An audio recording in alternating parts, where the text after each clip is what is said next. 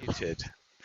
It's like calling up British Airlines. Welcome to British Airlines. We have our own little private jokes after 2 days. Yes. Think about tomorrow. So, Yeah. hey, everybody, welcome back to day 2 of Kriss Harvey's Good Praline. afternoon, Reno, Nevada. I guess I'm headed there after this, after I get back from Spain. Reno, see you there. Shot a man in Reno just to watch him Hello, die. Copa. Anyway, welcome back to day 2. Thanks for joining us. Reminder that you're not only going to get the video of this class in like a week, you're going to get the video of the morning class as Uh-oh. well. So We make fun of the afternoon class and the morning class. we make fun of the morning class and the afternoon class. So like, anyway, I want to thank you for tuning back in. Again, we have a busy little afternoon with a lot of stuff going on, so I'm going to give it over to Kriss. But reminder Denmark. that We have oh, someone cool. from Denmark. Cool. Reminder that Know that the person? chat is for banter. The question and answer is for Q&A for Kriss and Tom as we're working through their list of stuff to do.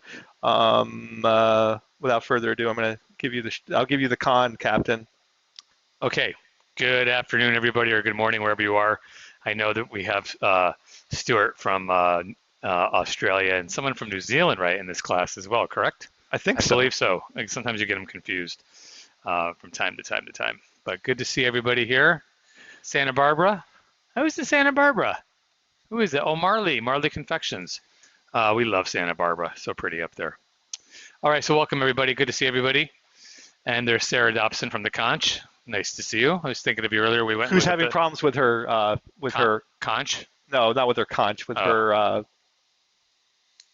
refractometer. She's asking what HHH means. HHH or AAA means? I don't know. She said HHH. Yeah, I've never seen that. I've seen the LLL or the AAA. So if you open up the brochure, that tells you those things.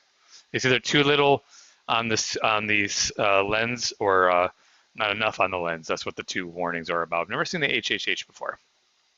But anyway, welcome back, everybody. We had a really good first class. Says out of range. Out of range. That's weird. Never heard of that before. I'd call them up and ask them. They're in Seattle. So they're there. They're there. Okay.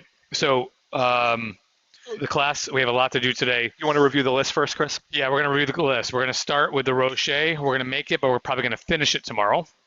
Probably won't get to it today. Then we're going to jump to the gianduja, the cremino, and we'll do the gianduja first layer. We'll set that aside, and we'll do the pistachio praline first layer. Do we have the veg oil here, by the way? We have the peanut. Okay, never mind. Okay, good. Okay, and then we'll go back to the gianduja second layer, and then we'll do the pistachio ganache. And before that's done, the gianduja third layer will be ready to be put on it. So we use a 6, a 4, and a 2 millimeter frame for the gianduja, the cremino. Go back and we'll finish that pistachio ganache. Then we're going to finish with the marzipan and the saffron. And in between, we're going to make the macadamia praline, okay? Now, this praline recipe works with any nut that you want to use, okay? If you want to use 100% hazelnut, you get a hazelnut praline. You want to use 100% roasted almond, you get an almond praline. In this case, we're doing macadamia praline. We roasted the macadamias this morning. We have the first batch spinning in the melanger right now. So what we're going to show you today is how to cook the sugar, and we'll show you the finished praline paste from this morning's class. And tomorrow we'll make the whole praline paste start to finish tomorrow. And if you look at my story, I put a few videos on my story on my Instagram account, so you can see the early processing of the macadamia praline paste, in which we first pre-ground the macadamias, and then we liquefy them in the melanger before we start adding the caramelized sugar. The caramelized sugar we're going to cook right now, okay? So again, this recipe works for walnuts, pecans, almonds, cashews, hazelnuts, sesame seed, sunflower seed, pumpkin seed, anything you like, okay? Yes, and so this is how you roast the nut. The color looks a little dark to you. This is the before and after. So we want to change cameras, Brian?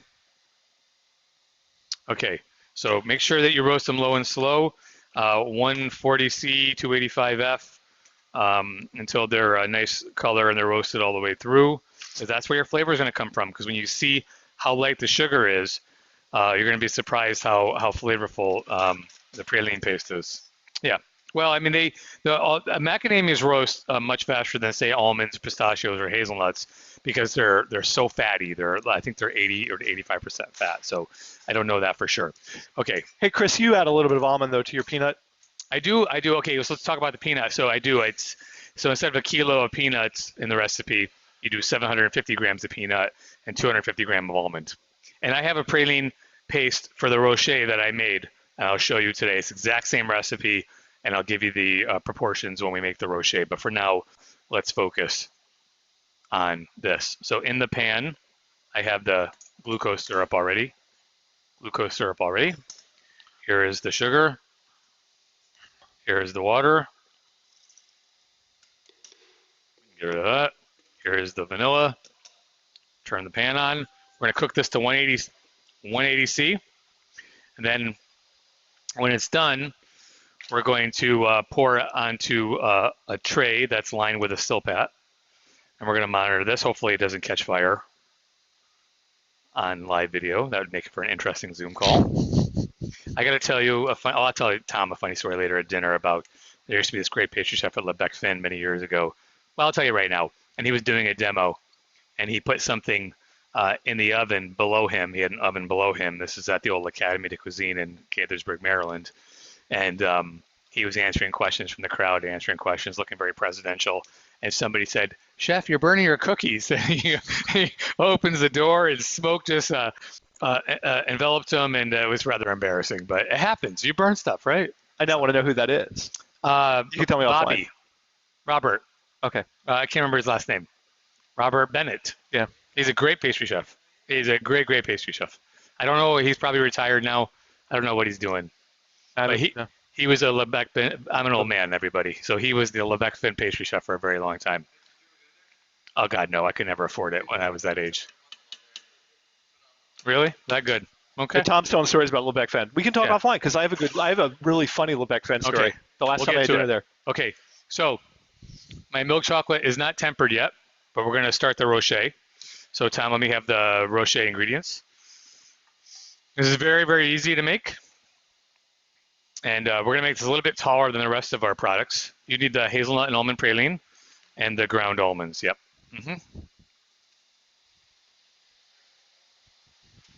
Thank you very much. Okay. So this is the praline paste that I made. I made this in Los Angeles. I made it using the same method of which I'm showing you now. We should get this on camera. Okay. Okay. So this is 25% almond, 25% hazelnut, and 50% sugar. So if you want the recipe, it's 1,000 grams of sugar, the same as what you see on the sheet for the macadamia, 400 grams of water, 100 grams of glucose, 18 grams of salt, the vanilla, and instead of a kilo of hazelnuts or a kilo of almonds, it's a half kilo each of roasted almond and roasted hazelnut. I try not to refine this super smooth because I want it to be a little bit more coarse, okay?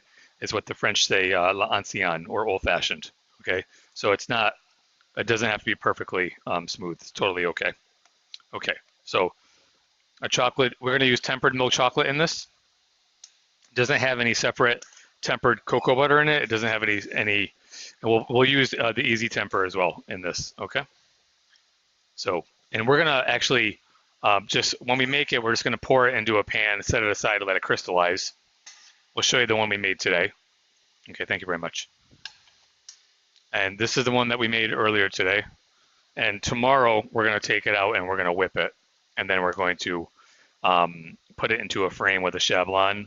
And then we're gonna put a shablon on top and sprinkle caramelized hazelnut nibs on top of it. You could use almond, but we use hazelnut. And in this case, and then we're gonna cut it on the guitar, and then we're gonna coat it, and it's gonna look like something you see in a classic French chocolatier. Okay, so let's see, our chocolate is nearly tempered. If we have any questions, I can answer them while we're waiting. Oop, turn this up all the way. No questions. Nothing so far? Nothing.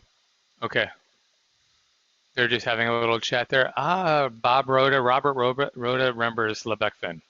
And the chef, is he still alive? The old chef? George Perrier? George Perrier? I believe so. He is? Okay. Okay. He was a madman of the times. Okay. So to say the least. I'm in the video. Brian, can you switch the camera? Yep.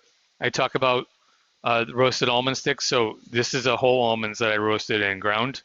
You see the color on them. Don't be afraid to roast them. Okay, that's where all your flavor's coming from. If you want to use, the sticks, the almond sticks, the batons, you could do that too, and just chop them, of course. So you can chop them by hand. In this case, I chopped them in a Roboku. Okay. Okay. Anything else we have to cover on this? Which would you recommend buying next, Melanger or Roboku? They have a magic temper and a control freak.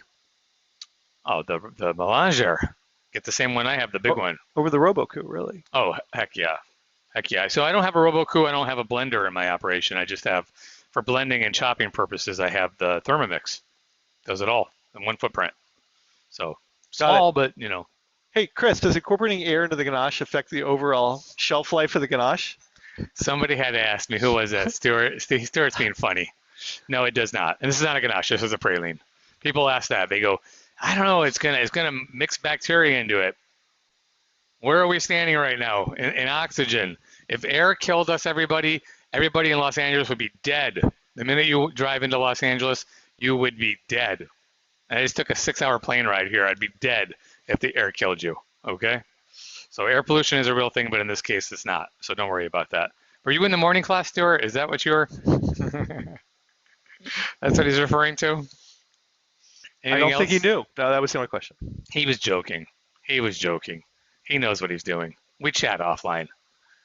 Trust me on this one, folks. You know what he's referring to is that some pretty experienced chef. He or she brought that up to me one time. And I said, no way. That there's no scientific evidence that whipping something creates. It's the induction burner that creates. It's making a funky noise from the magnetic part. There we go. We're okay. So there's no evidence that whipping something. If that was true, everybody who eats key lime pie in Florida would be dead from the whipped cream they put on it. Every meringue you ever eaten would be dead. I have no idea why that gets around. It just does. It's the same reason why they put untempered cocoa butter, untempered chocolate in the praline paste, and then move it all around a table. And when you could just do it much more easier way than how we do it. I think this induction is going to drive Brian crazy. That noise. Everybody hear that noise? It's going to drive me crazy. Here, we're going to turn it off and we'll turn it back on. How about that? It just hasn't done it ever. No, it's never done it before. It doesn't make that noise typically.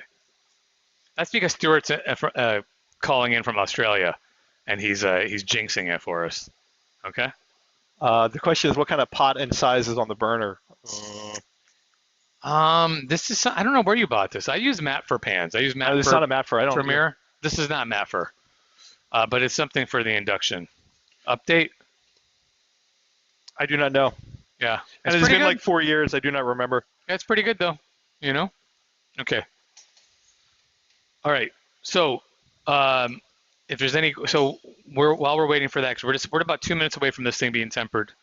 We'll talk about the gianduja we're going to make. So I melted the gianduja last night at 45 degrees Celsius. That is the perfect temperature for melting chocolate overnight in a warmer like this. It gives it total decrystallization. So it's definitely something that you are going to want to do. Okay, is melt it overnight. You can melt it over steam or in the microwave, but melting over steam is risky. Melting the microwave is pretty good too, but buy like a little melting pan, or in my case, I have a warming cabinet where I melt chocolate overnight. So that's really the best way to handle that. Okay, all right, so we're going to add the tempered milk chocolate to this. How much do I need? Okay, so the praline paste, again, I made it myself. It's almond and hazelnut, and it's a little bit crunchy praline paste that has some vanilla and some sea salt added to it. I'm going to add, I don't have to warm it up like we did all the praline paste yesterday because we're not piping it. We want it to set rather quickly. And I'm going to add some easy temper to it and some milk chocolate, and that's it, and it's done. Okay? Chris, can I read you a question? Yes, absolutely. Is the purpose of the easy temper to maintain the temper or ensure that you get tempered chocolate? To ensure you get tempered chocolate, tempered ganache, tempered praline. 571? Yeah, 571.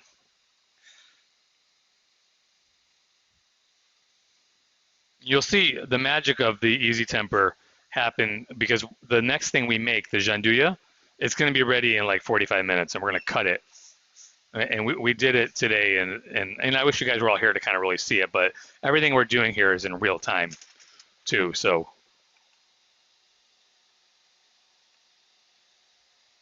but it's really a great tool to have in your kitchen.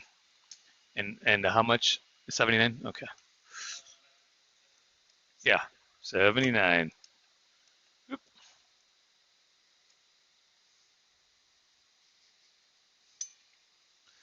that does that.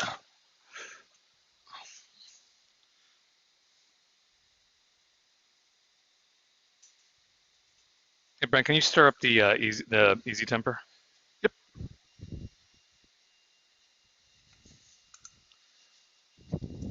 Yeah. Needs a little stir there. Will do. Yeah, thanks. Okay, so this is very, very easy. Just mix it. And if you do large batches, you can just do this in your planetary mixer, like your Hobart. Just be thorough. Yeah, we're good. Yep. Takes a very long time to cook the. Tom was asking if we're okay on the praline sugar on the induction burner, but yeah, we're fine. Takes a long time to cook it. Thank you very much, Ryan. Uh-oh. Should have refilled those, huh? Oh, we should be good. It's like mayonnaise. Okay. So this is a great little snack. These would make great bars too. So if you wanted to not do these in the 14 millimeter frame that we're going to do, 14 millimeter depth that is, you could do them between bars and cut them and coat those all day, maybe 8 centimeters long. And it would make a great praline bar, And you could do it maybe a little lower and put a ganache on top of it, this too. But I'm going to do this the classic praline rocher way. So, like I said, we'll put a chablon on the top tomorrow. We'll sprinkle on caramelized hazelnut pieces, and then we'll cut it and we'll coat it, and it'll be bumpy underneath the surface of the milk chocolate.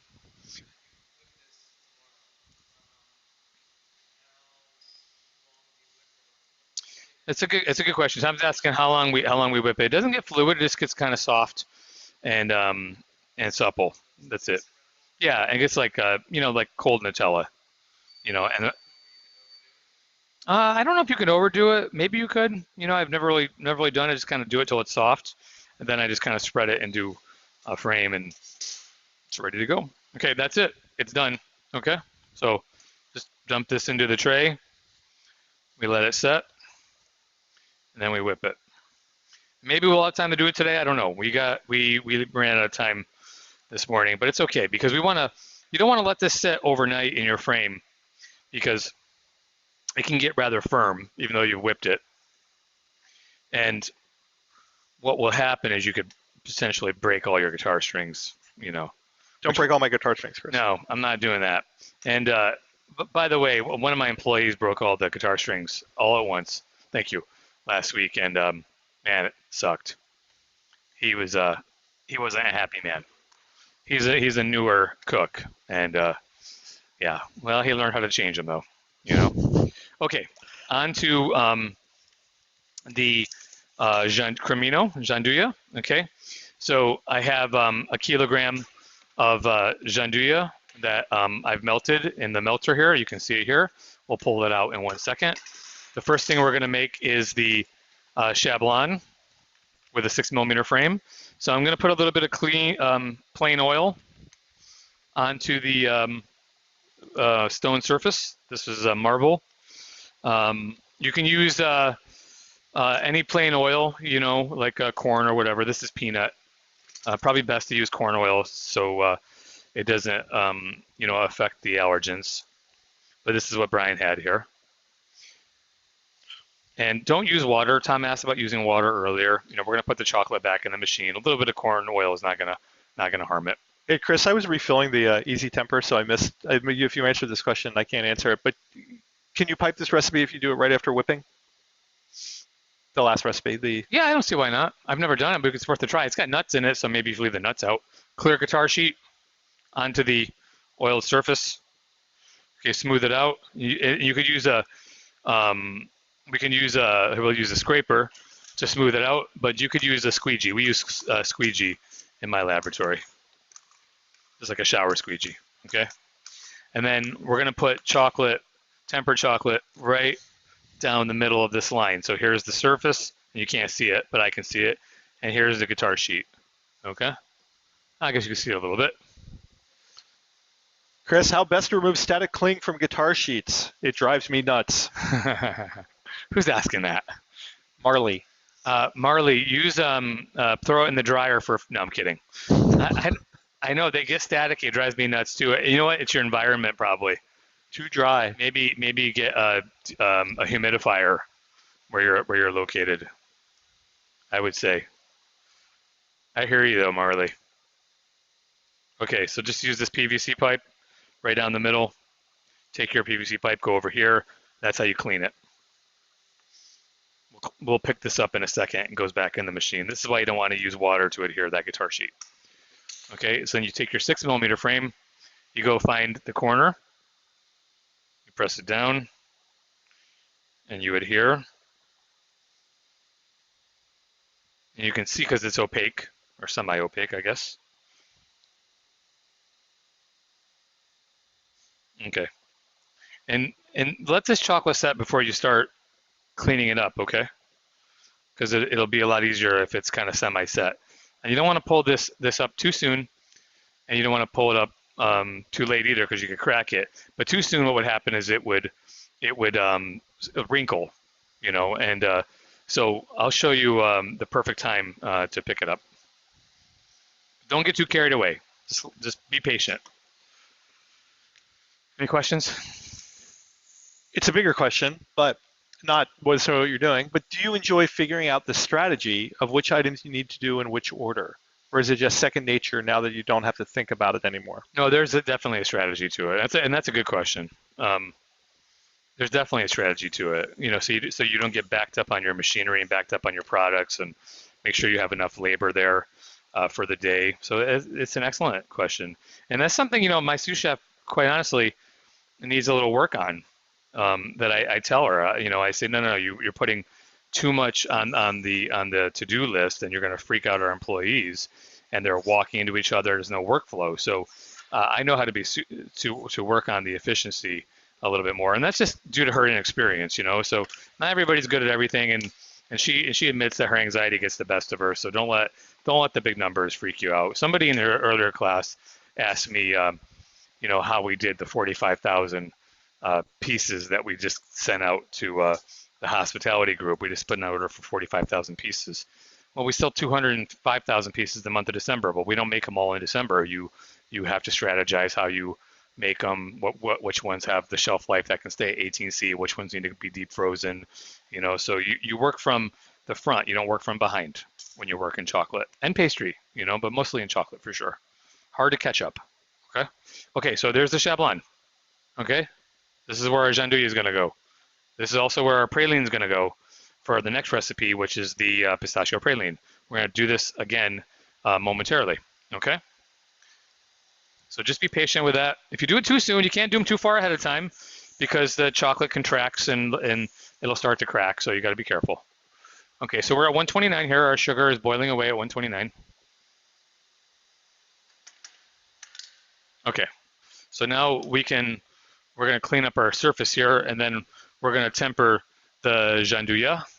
This is dark gianduja. This is from Valrhona, but Velklin makes an amazing array of gianduja, and you can make your own gianduja.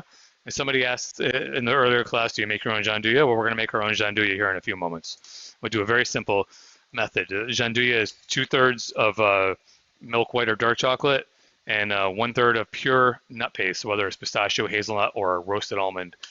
That's what you want to do. And hey, Kriss, I made the hazelnut paste for this. Yes. Sorry, I didn't mean to interrupt you.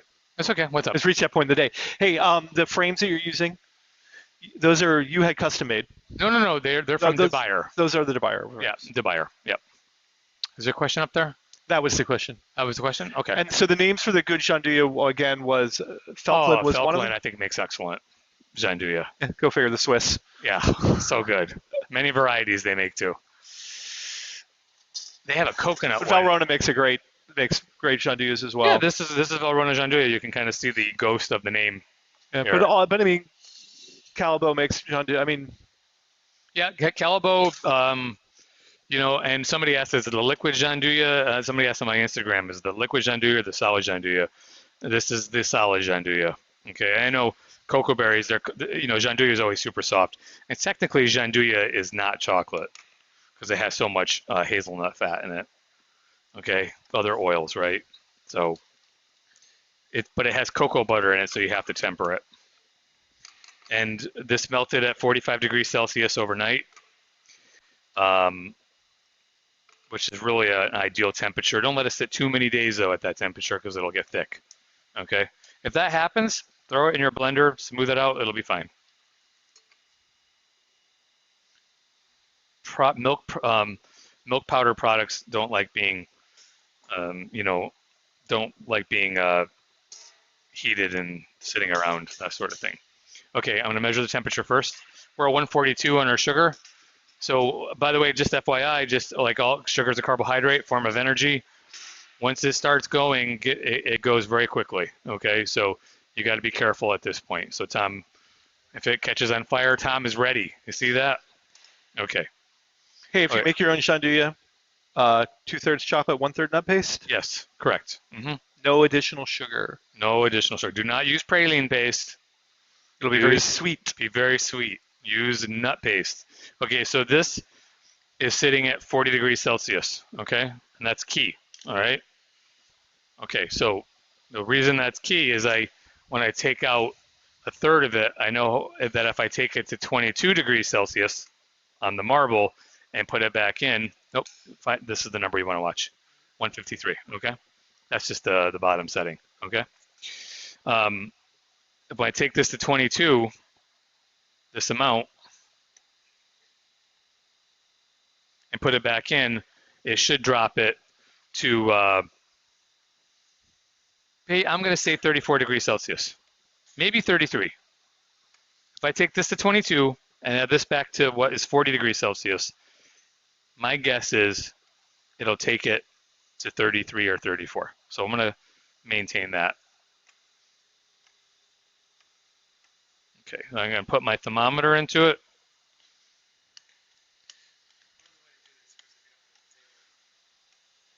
Tom's asking if there's another way to do it if you don't want to table it, by the way. A lot of stirring.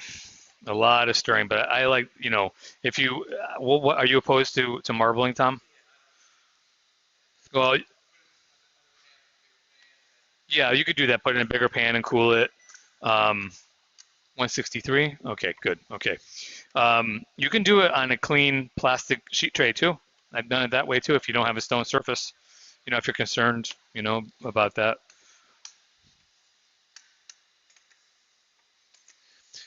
Hey, Chris, I'm going to help you I'm going to sort of answer this question for you, I think. But for the frames, is there an advantage using the polycarbonate frames versus the stainless steel? I mean, the advantage is that they lay flat on top of each other and you don't have to cut them off, right? Yes, that's true. Yeah. When you're using the stainless steel frames that are only 3 millimeters wide, we usually cut the product out and then we lay another frame on top, and then there's the risk of it sort of seeping between the two, and there's a little more waste and all that stuff. Okay, so it's 25 now.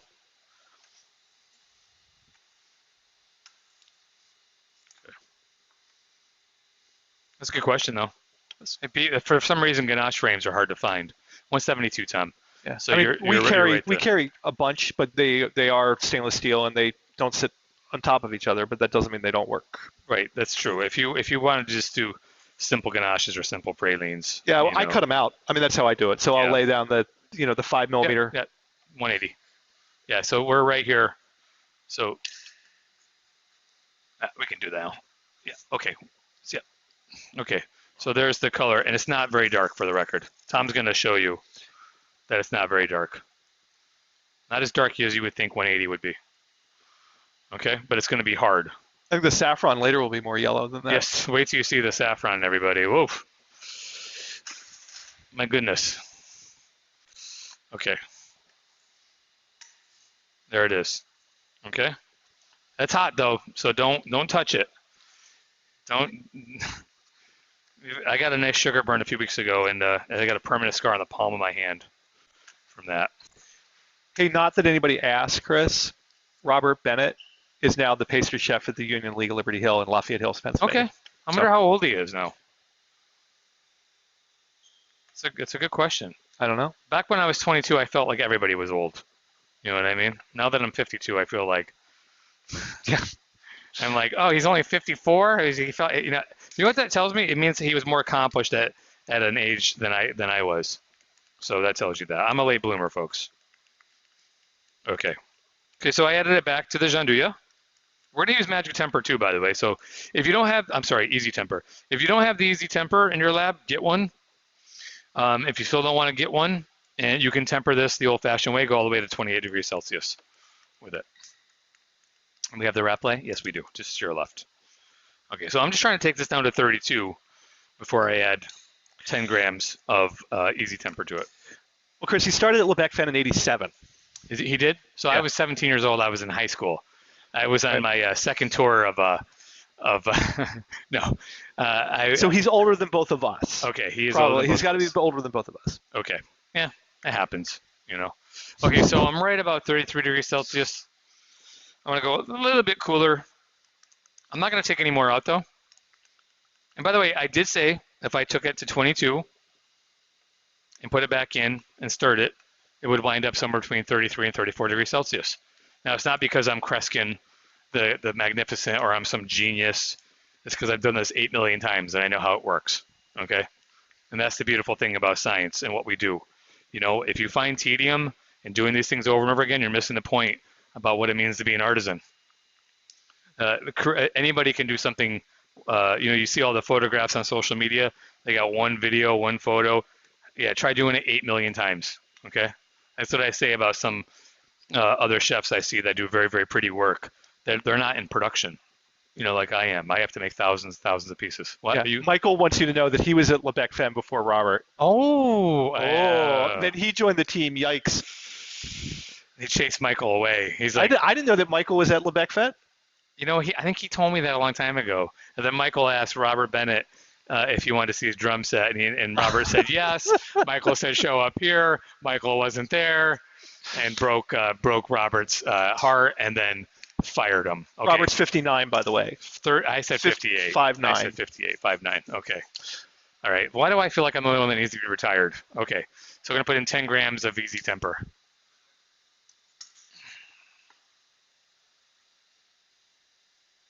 There's too many Philadelphia guys surrounding me. 'Cause that's Only two. That's enough. And Michael Ricciuti. But you know, my mom used to call Phil. I won't say it. You can say it. No. I won't take it personally. Michael might, but we won't. She Tom and I will be cool. She used to call it Philadelphia. I don't know. I'm sorry, Tom.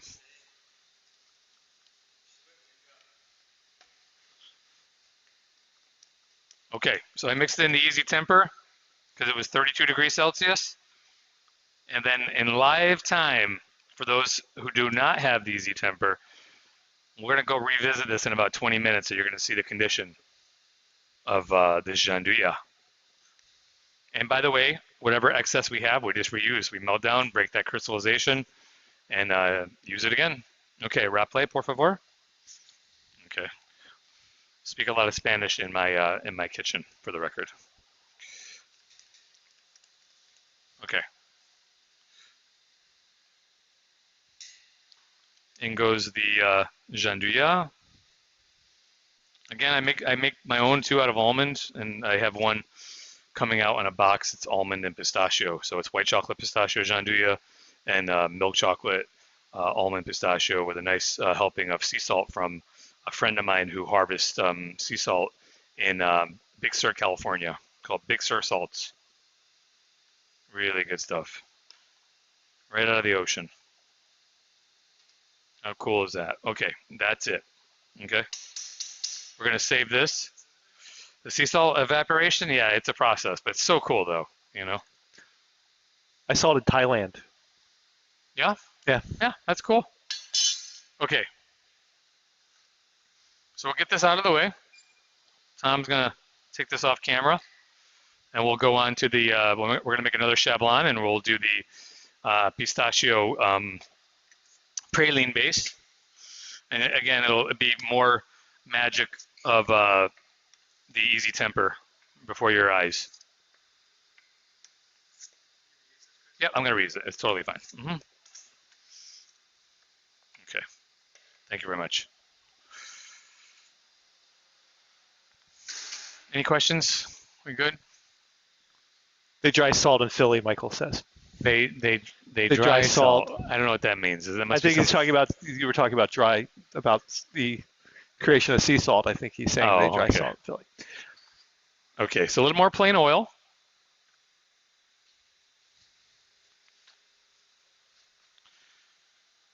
Gonna miss Tom. Tom's headed back to the Philadelphia area tomorrow morning. He's been a great assistant to me, and I just kind of looked over to my left here, and I see how prepared he is off camera. It's wonderful to have him here. It's too bad he doesn't live in Los Angeles. We could work together all the time. You never know, right? Okay. When I start my my new venture, well, it's gonna. I'll call up Tom and I'll say, Tom, I'm in Malibu enjoying a mocktail. You know, get to work. He's a hardworking man. He gets off a plane tomorrow. He gets on a plane at 6 a.m. and he gets off a plane. He goes right to work. So he's a busy guy. Okay. He was telling me how busy he was, and it made me feel bad. I'm pretty busy too, but I was like, oh, that's painful. I was tired listening. Okay. So a little milk chocolate over the edge, over the top edge, I should say. Take your PVC pipe. Voila.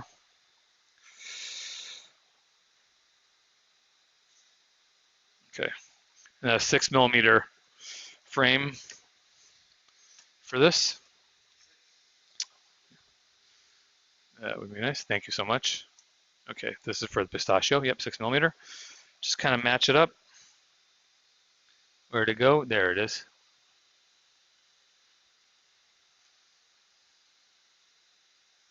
Okay. Just make sure it's secure. Okay, thank you. Okay, there we are. Okay, now we can start picking up the excess chocolate. Anything coming in? Production tips. How do you plan your production schedule, keep track of ingredients, maximize the amount you can produce, etc.? Who's asking that? Anne from the Chocolate Palette. Okay, so the first, first of all, as far as my ingredients go, it's very easy because everything is in one room. I take everything that comes in out of the package and it goes into clear Cambro containers. That way and everything gets labeled, so I never have to worry about whether we have something or not. So everything is within my eyes, how far I can see. So that part is easy. As far as production schedule, I have first thing I do every morning and every evening when I leave, before I leave, is look at the inventory. I have a spreadsheet of the inventory, and then I look at what's coming up, and I also look to, I don't back myself up. Thank you, Tom. So we have a flat tray. Yep. Yeah, right there. No, right here. Or is that the guitar pickup? Yep. So what I do is I look at the inventory and I look at what we have coming up, and I also don't clog. Thank you. You can just leave it right here. I don't clog the kitchen by people being backed up on machinery. So in other words, on a Monday we start the production because we're not there on Saturday, Sunday, and we might have big enrobing days on Thursday and Friday, or maybe they're big closing days. We close the bonbons on those days. So that's basically how I do it. Some days we coat like 8,000-9,000 pieces of a bonbon. Some days we close 4,000 or 5,000 pieces of molded bonbon. It's a lot of work, but it's artisan stuff. Okay, so this is pistachio praline. This is something I bought. So this is from Valrhona. These are the ground pistachios. They're roasted and ground. Okay. And then this is sea salt. I'm not sure where this is from. I didn't bring it, but this It's the is Malden. Malden. Okay, that we ground it up a little bit. Okay. And then I'm going to take the cocoa butter, the melted cocoa butter.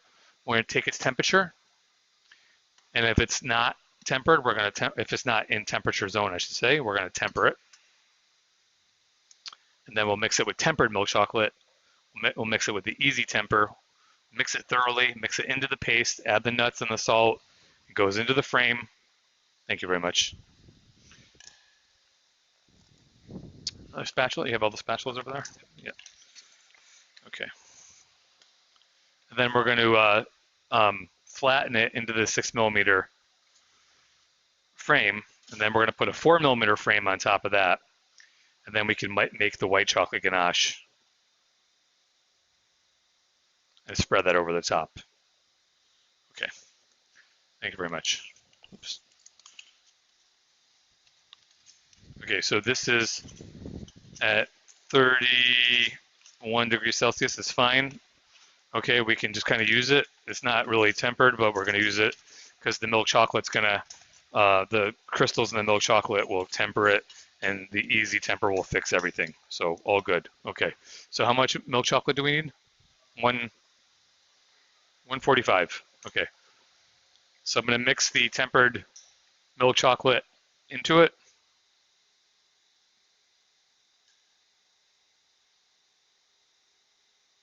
There we are. And the salt is a nice addition to this. It kind of really makes the pistachio pop. How much easy temper? 4%. Okay. Chris, you got time for a guitar question? Yeah, of While you're course. scaling. Is it like a rock guitar? Is this from Michael? Do you have any problems cutting on the guitar when there are pieces in your or on top of your product? Are they No. still smooth cuts? No, no problem. It's, size matters. Okay. So they can't be too big. So I think that's a really, really good question. Whoever asked that. Tom, why don't you show the camera if he wants to flip the camera the size of those nuts? We're on that camera. Yeah. Yeah, over there. Tom needs to come out to LA and film a TV show with me, so he understands how not to block shots and all that stuff. Laura wants to know your favorite sea salt. Money is no object. Oh, I love Fleur de Sel out of Brittany. And the Sel Gris is the same thing, by the way. It's just the first harvest, but it's exactly the same thing. It's just the Fleur de Sel is a little prettier. But I got to tell you, that guy in Monterey, he does a really great job. Okay, so take your mixture, mix it in with your praline. Now, I don't have to warm up the praline because I want it to set immediately, okay, or as close to immediate as can be. So yesterday, remember, we were heating them up because we were piping them. And by the way, if you wanted to do that with this praline, you can pipe this praline using the method I showed you yesterday, this pistachio praline. So we do this with a raspberry ganache for one of our Valentine's Day offerings. We don't do it year-round. We just do it once a year at Valentine's Day. And it is an incredible combination, raspberry and pistachio. And by the way, red currant and pistachio is another classic combination I love. So if you wanted to do the ganache that we're doing next on a red currant pat au fouet, that would be delicious. A lot of people don't understand red currant in this country, but it is a delicious flavor. And I think our friend in Serbia, he probably eats a lot of red currants in that part of the world. That's where they're very popular. Poland, Austria, France. I keep wanting to say Serbia because my former neighbor, twice my neighbor, his last name is Serbia. He's a race car driver, and he raced in I think 11 or 12 Indy 500s. But every time I think of Serbia, I think of Oriole Serbia. Okay. See, this mixture is incredible. And Tom had a little sample of this earlier, right, Tom? Delish. Look at the volume of, and it doesn't really do it justice, unfortunately, because we were having some color issues with the camera, so you're missing out on the beautiful color. We do 11 frames of this. in my shop. Is that better? Yeah, okay.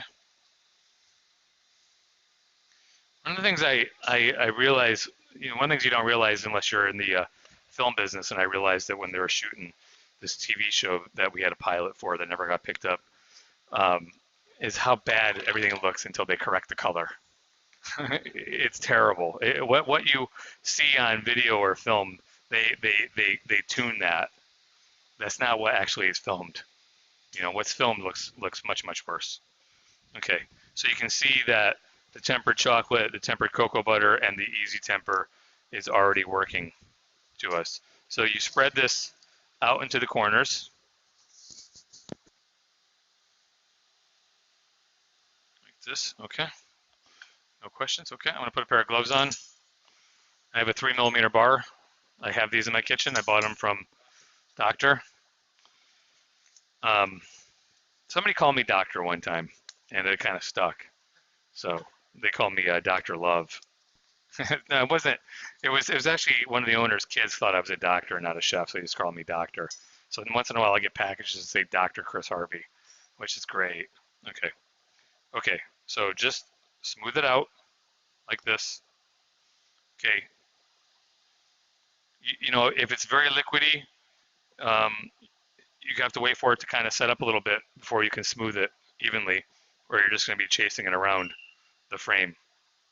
But it's in really good shape right now to be smooth.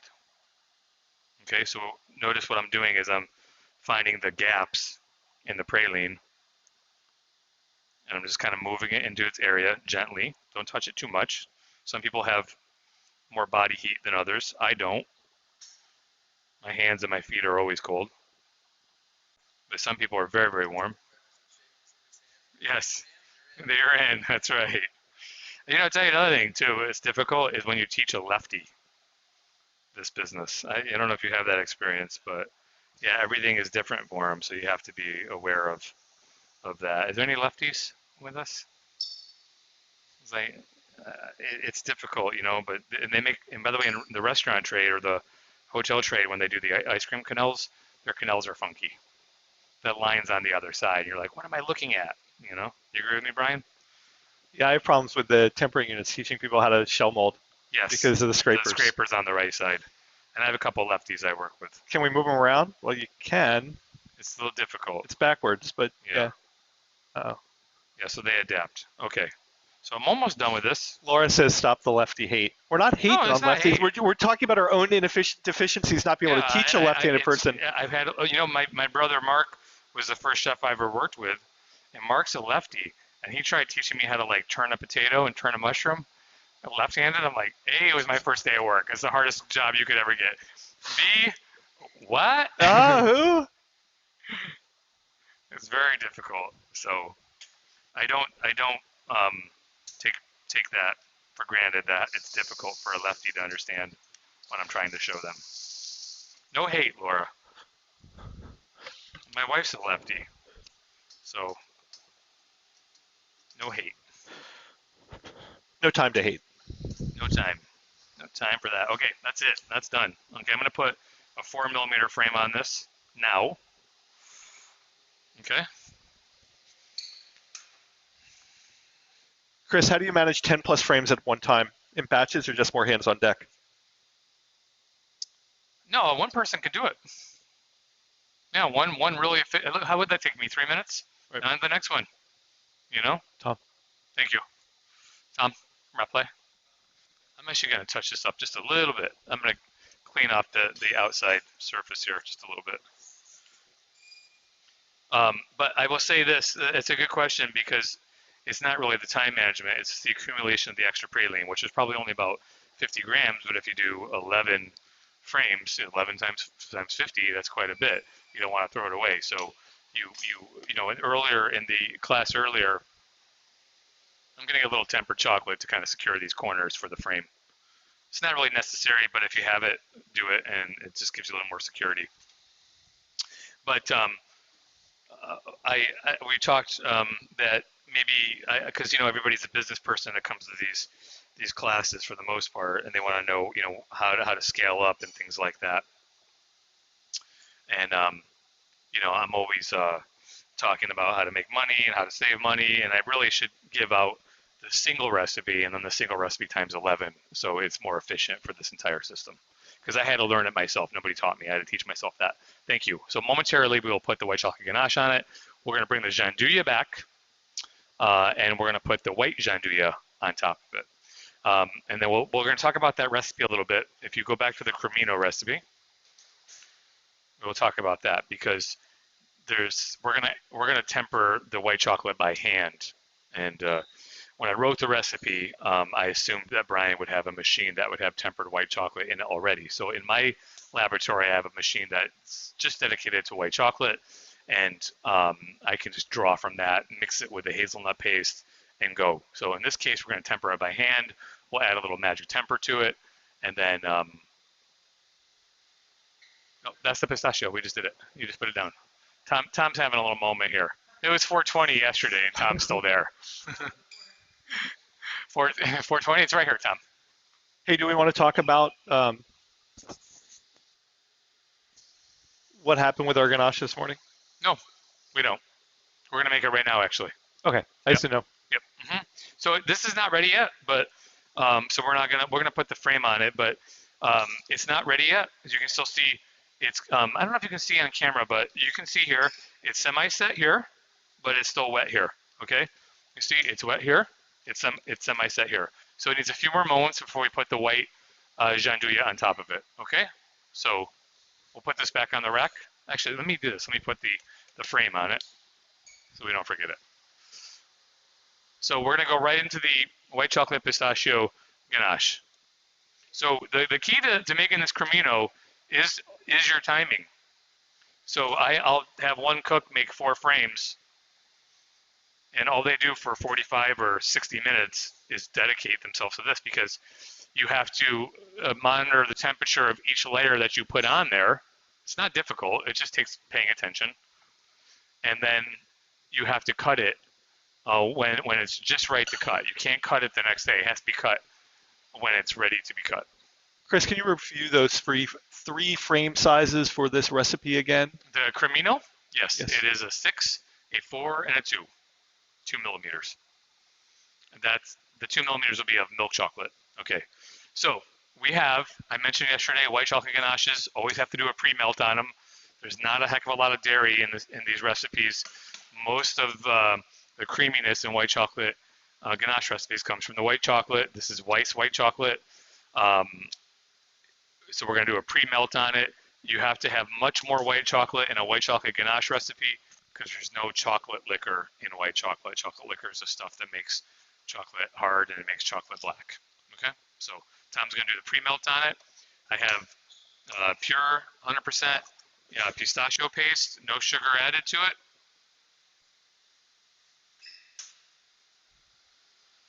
And I'm going to add this to the cream and the invert sugar. We're not going to boil this, we're just going to get it hot.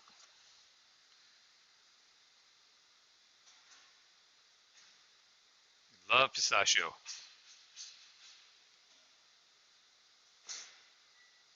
We're lamenting, in the first class, we were lamenting the loss of the pistachios from Iran that we can't get here in the States anymore. It's sad, because they're really amazing quality. Okay, so Tom is doing a pre-melt. He's going to melt it. I'd say about 50% of the way, Tom. Yeah, okay. Thank you. Got a question up there? Source for pistachio paste.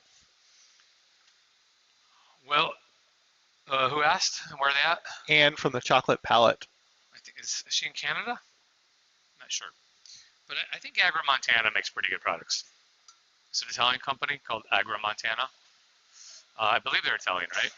She's in Salt Lake. Salt Lake, that's right. Forgive me. Agra Montana makes pretty good products. Albert Ooster used to have a wide array of really good pistachio paste years ago. I am not a massive customer of theirs anymore, but that's kind of where you want to start. And I'm really picky about those things, because I used to work in the gelato and ice cream industry, and I hate the ones that have almond oil added to them, because all it tastes like is almond oil. That's it. It's just like, when you go to a cheap, like Carvel type ice cream parlor and you eat their pistachio and it's a weird color of green and it tastes like almond. That's what it tastes like. Sosa has one too. Sosa? That's Sosa has probably one. pretty good. Yeah. Is it good? I don't know. Yeah, they have pretty good products. Sosa does. SOSA. And it's from Albert Ooster, so that's who. Ah, right. Yeah. Okay. Again, we're not going to boil our cream. We're merely going to heat it up. Evaporation occurs much quicker. That's probably pretty good, Tom. Yeah, overdid it a little bit. Yep. Evaporation occurs much quicker than you want. You could create an imbalance of your recipe. Okay. So you want to put it. Well, let me actually tell you what. Let me pour this on top of this, and we'll transfer it to a measuring pitcher. It's always difficult, by the way, doing small recipes, and this is a small recipe for me. And Dave's asking, couldn't you make your own? And of course you could make your own. You just need a melanger and pistachios. I brought one that I made my own. I thought it was really good. Good quality pistachios. Roast them lightly. Don't worry about, if somebody said, what about the color? Pistachio paste is always a funky color. Okay.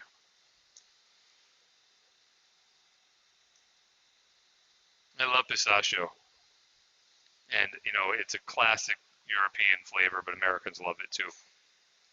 And I may have mentioned this in one of the classes, but we don't do this one year round. We do this just at Hanukkah time. Not that it has anything to do with Hanukkah, but I always think of where pistachios grow around the world.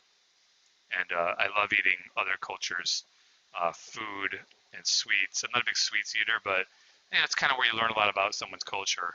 And getting like halwa, Israeli halwa with pistachio in it is really delicious.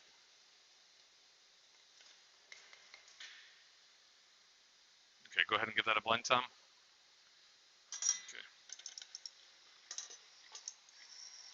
Okay, anything coming in? No questions? Okay. No questions. Okay, we're going to need a spatula run, Brian, here pretty soon.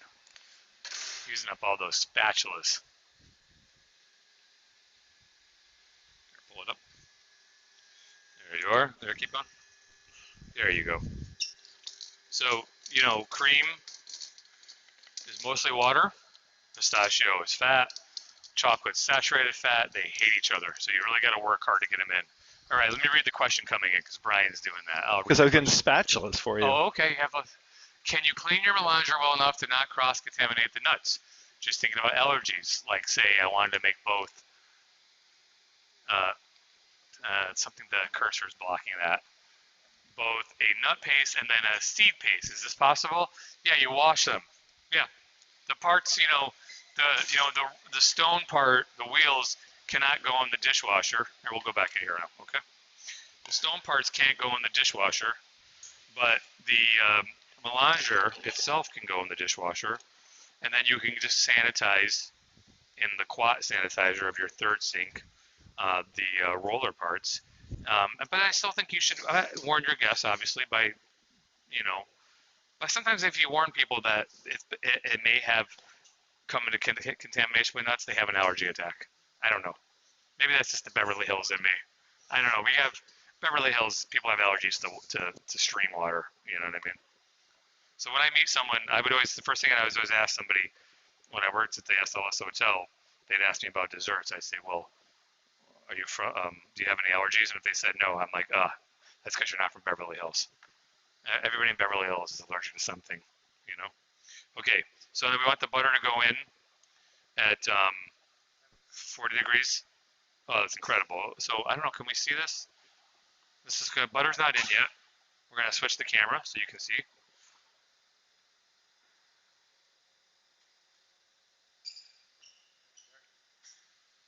Okay, so we're at 40 degrees Celsius, so the butter can go in.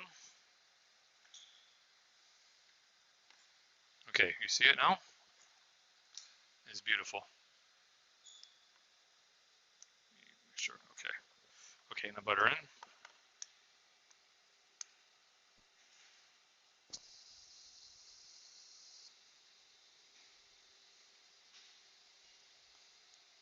We had the magic temper at 32. Easy temper, sorry. Thank goodness Dr. She was on this morning. Dr. Carrie Beal is not in the afternoon class. She'd be mad at me. There's another brand of machine that does a similar.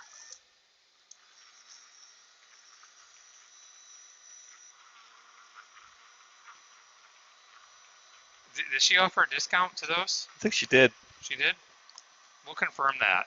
I'm looking. She sent me a text message. Carrie Beal. Reference this class, and it's only $9.49. So you get $50 off. Yeah. Take care of your shipping. That's coming from Canada. No, I think she ships from the United States now. Does she? Yeah. That's awesome. Yeah. She's a hardworking person because she is an emergency room physician.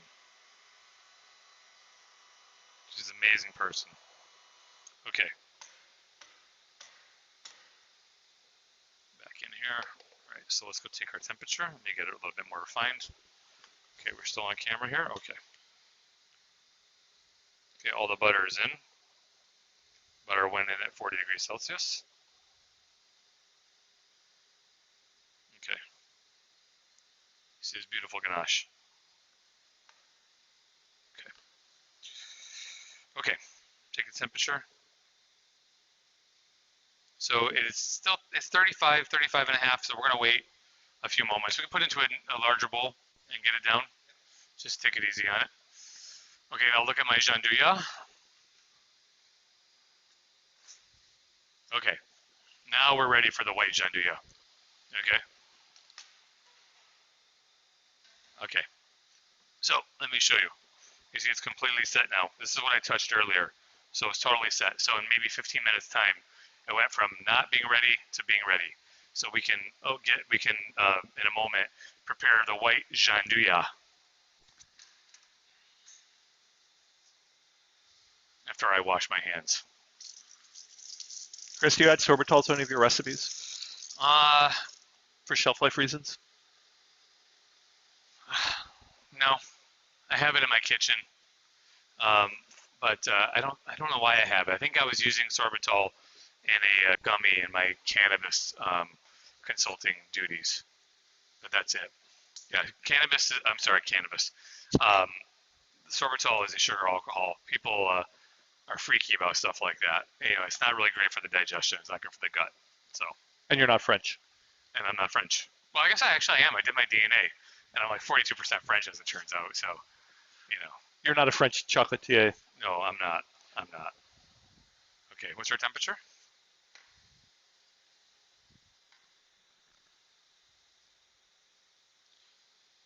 Three, four. Yeah, let's do it. Let's do it. Okay. So we'll leave it in that bowl. Okay. And then we'll have the raplet and the pistachio frame. I'm going to step off camera and get the pistachio frame, the one we did earlier.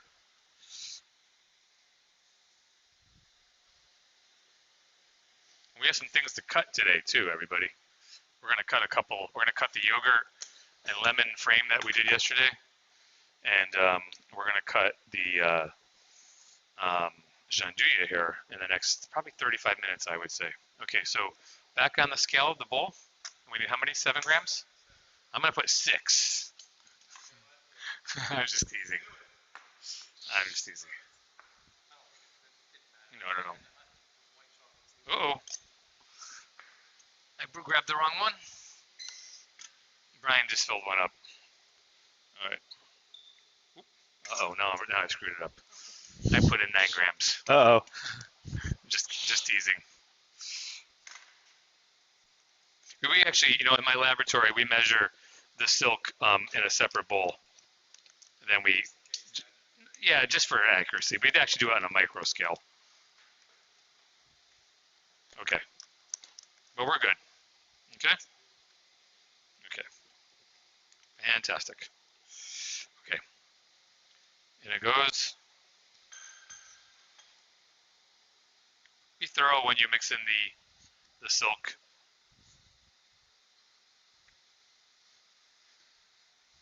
It'll change your life, though. You'll get your products done so much faster. You just kind of have to adapt to it. That's all new technology is. It's just adapting to it. Okay.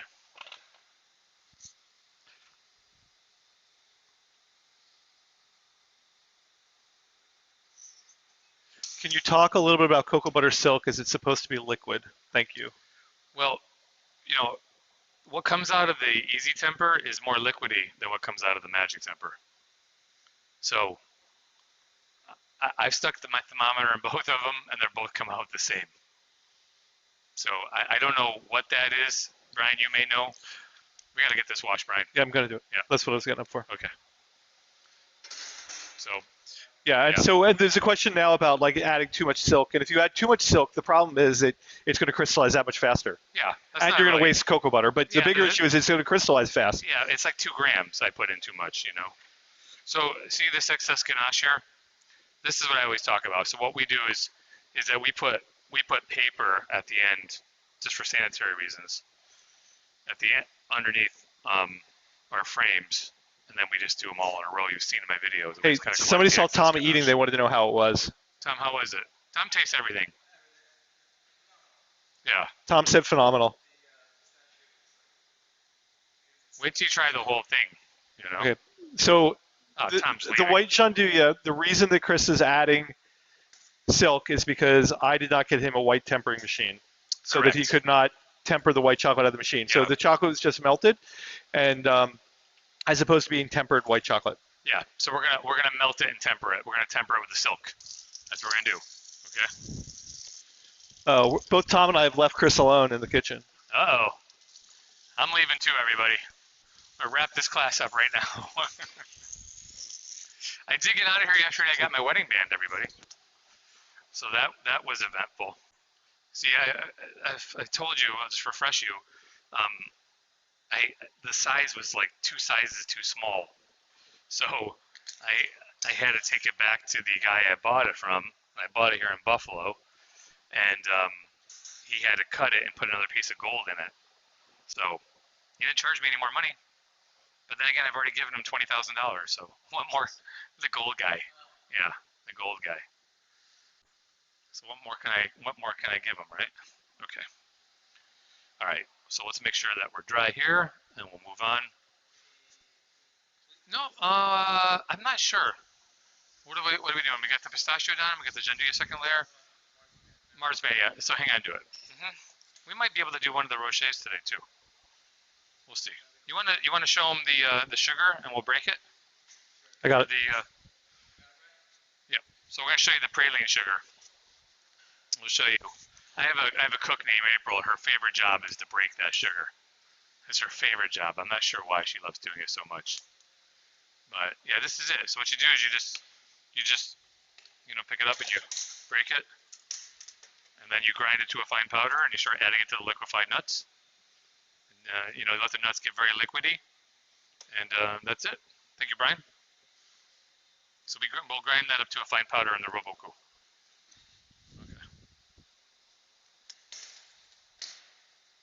Okay. No, let's do the white gianduja. Okay, yeah, we'll finish that. So we'll take the frame. Okay, so this is pure hazelnut paste, not praline paste, pure hazelnut paste. I made this myself.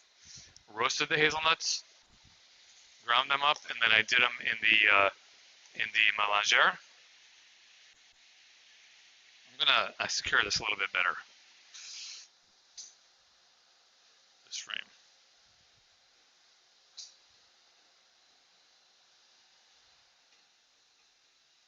And then Tom's going to measure out the white chocolate for the gianduja.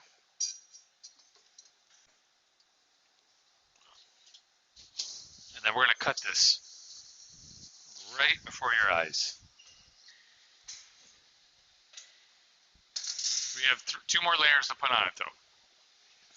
I have a question there, Uncle Brian. Who sells the metal thing you're using to smooth the frames? That's also DeBuyer or through Valrhona. It's reference number 3348. But you can just go online and on pastrychef.com or other sources. Thank you very much. Sources around the USA that I'm gonna put it in the fridge so we don't break crystallization on the white chocolate.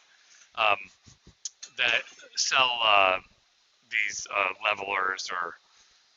You know who else would have it? Probably dr.ca, Design and Realization in Canada. They have all the chocolate CA tools too. Something we should probably have. It's something that actually you guys should make. I know. I call it the Kriss Harvey scraper. That's only because you want your customer 7.5%. 8. 8%, everybody. See, he's trying to push me out of a 0.5%. That means I can buy a house that's only $2.3.5 million, not $2.356 million. Does that make sense? So it is just a piece of piece of bent stainless steel. It is, and for whatever reason, it's probably 5 mil. Yeah. 5 mil piece of bent stainless steel. Yeah, and for whatever reason, chocolate tools are hard to come by. So it's all about volume, Chris. It's all about volume. All volume. Yes, everything is. Okay, so we're gonna measure the temperature of the white chocolate. Stuart says you should get 10%, by the way. 10%. Thank you, Stuart. See, Stuart's my new agent. Love you, babe. Yeah, but the exchange rate back to the Australian dollar will kill you. That's true. That's true. Stuart, last time Stuart was in class, I had just discovered the world's cutest animal. Oh my God, Stuart, type it up on the group chat. Was it the quahot? The quacka or something like quacka? That? This is the happiest looking animal that's ever lived. And this is the only reason I'm going to Australia, not to see any of my family or see the Great Barrier Reef. I'm going to grab one of those cute little guys and bring it back to LA. So cute. So cute. So we need 5 grams of easy temper? 7 grams? Okay. Here, so Chris, here. That is the happiest looking animal ever. It's a little out of focus, but I thought it was fake. Oh no, it's like a. No, that's not it. It's a quokka. Oh, okay. All right. Thank you, Stuart. Well, Stuart typed in the name. Yeah, we found it. I would have forgot the spelling of it. It's the cutest little thing ever. I'm not sure what member quokka. It's Quakka. No. Every kiss begins. No. Okay. Okay, so my chocolate's 32.7, 32.6. So I'm going to add 7 grams of easy temper to it. And then I'm going to add the gianduja. I'm sorry, I'm going to add the hazelnut paste to it. And then it becomes a very quick gianduja. And you can use, pure peanut paste in this. You could use pure roasted almond paste, the pure pistachio, whatever you want to do, okay? And make your own unique confections. And they have a great texture, too. That's the other thing. 7? Okay. They have a great, great texture. These things do. And then, one of the things I'm doing for Mother's Day is going to be you see me do that Valentine's Day heart, the faceted heart. And, it's really deep, so it gives me the opportunity to put in 3 different elements into the center. So we're going to do a raspberry ganache, a white chocolate, vanilla bean rum ganache, and then a hazelnut gianduja with fouilletine into it. So you can add fouilletine to it, or somebody in the earlier class today subscribes to my online ebook, True Confections from a Dangerous Mind, and he asked, could I take that Linzer cookie recipe that you put up 2 days ago, bake it, grind it, and mix that with the gianduja? Heck yeah. I make these homemade gluten-free peanut cookies, and I mix it in with peanut gianduja for one of my Easter bunnies, and it's fantastic. So absolutely you can. Or you can just bake those cookies and run them through your chocolate machine. If you have an aerobie machine, I was talking to Tom that my next project, I'm going to call Kriss Harvey Artisan and then Kriss Harvey Everyday. And the Kriss Harvey Everyday is going to be, grocery store items, gift shopped items. I have no problems taking pretzels and running them through the machine. I have no problem taking Oreos and running through the machine. Why not? It's not Beverly Hills stuff, but it rings the cash register, and we all want to make money. Okay, so it's right here. Sorry, Tom. I was cooling it down. He put it through the wash. Okay. So this is the white gianduja. Would also be great with coffee. Ganache that you make with coffee. I think would be really good. Or you could put Nescafe, maybe into it. Grind up the Nescafe even finer and add it to it. So really, really good. Is there a question up there? Can you or do you use a Valrhona raspberry for your raspberry ganache? No, I don't. You could.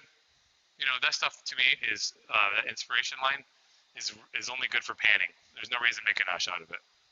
When we have understanding and technology how to make raspberry ganache, it's I don't find any value to that inspiration, and it's very expensive. And everybody's making it themselves now anyway, so probably better. White chocolate, raspberry powder. Yeah, Belanger. Yeah, that's it. Boom. It's freeze dried for the record. Yep. So that's what Brian meant by raspberry powder. Okay.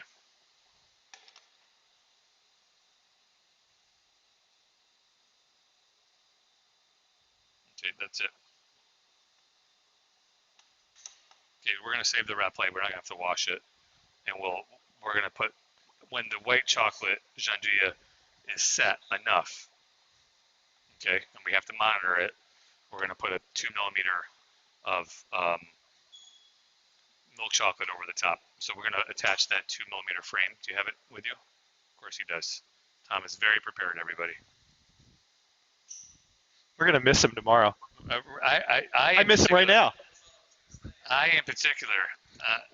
So Tom said he has a couple weddings he has to prep for this weekend because this is he and his wife doing the production. And she was giving me a little marital advice, by the way, at lunchtime, since I'm a newlywed. Because I've never been married before, so what do I know? But I think I can manage this relationship. We're in a good place. Is that what she said? And she said the wife is always right. She didn't really say that, but I got a feeling that's probably, Well, the old expression, happy wife, happy life, Kriss. Yes, that's true. That's true. Any questions up there? Yeah, I see one. Tom's business is Shasha Confections. So he's got a unique spelling. Let's spell it for him, everybody. SCIASCIA.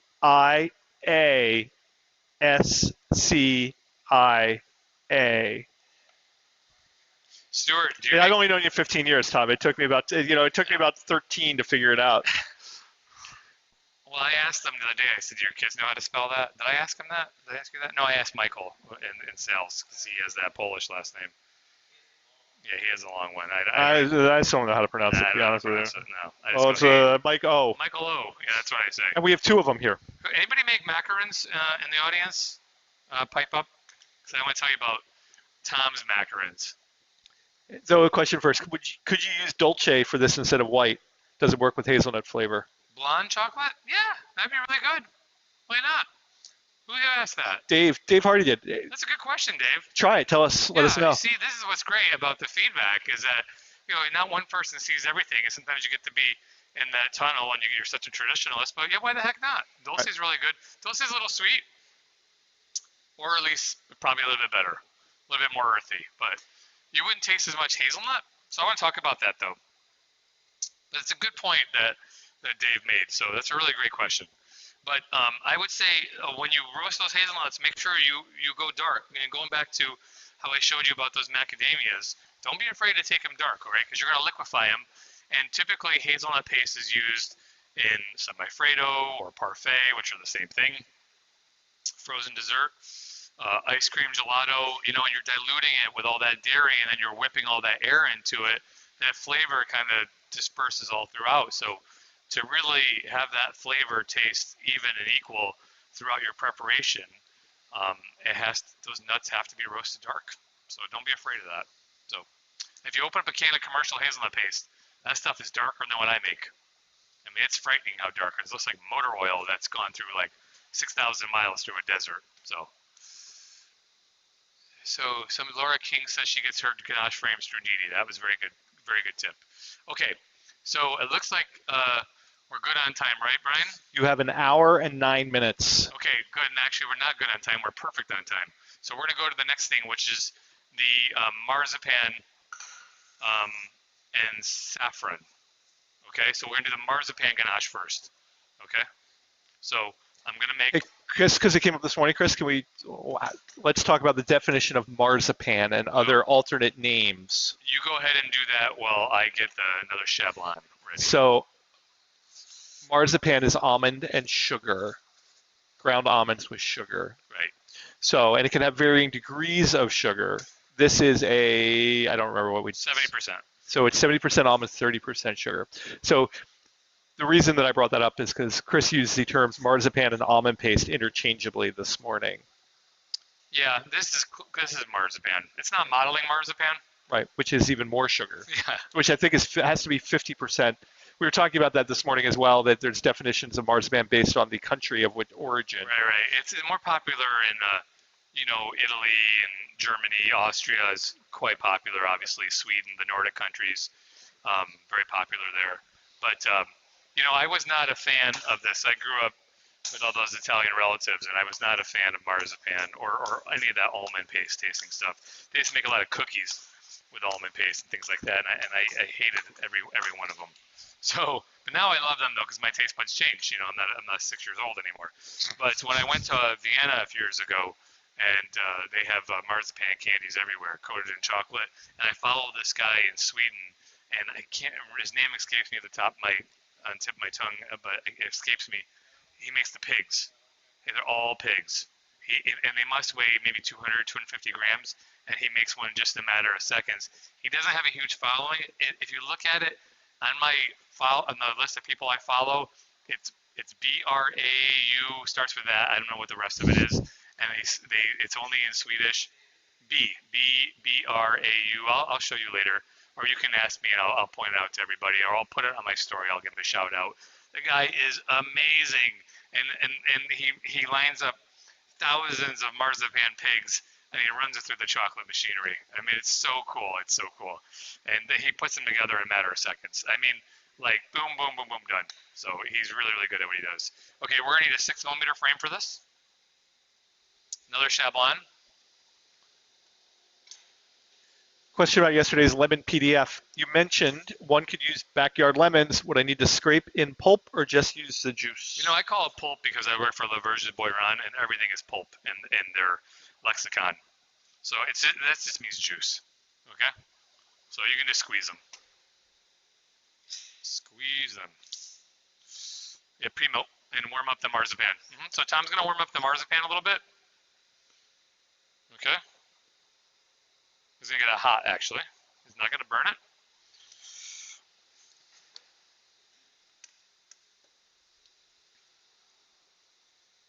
And then he's going to pre-melt the white chocolate because there's not a lot of dairy in this. Somebody asked about Sarah got the Brattisgams marzipan. Yes, that's what it is. Did you post it? Did she post it? Sarah posted it from the conch. Sarah from the conch. Thank you so much, Sarah.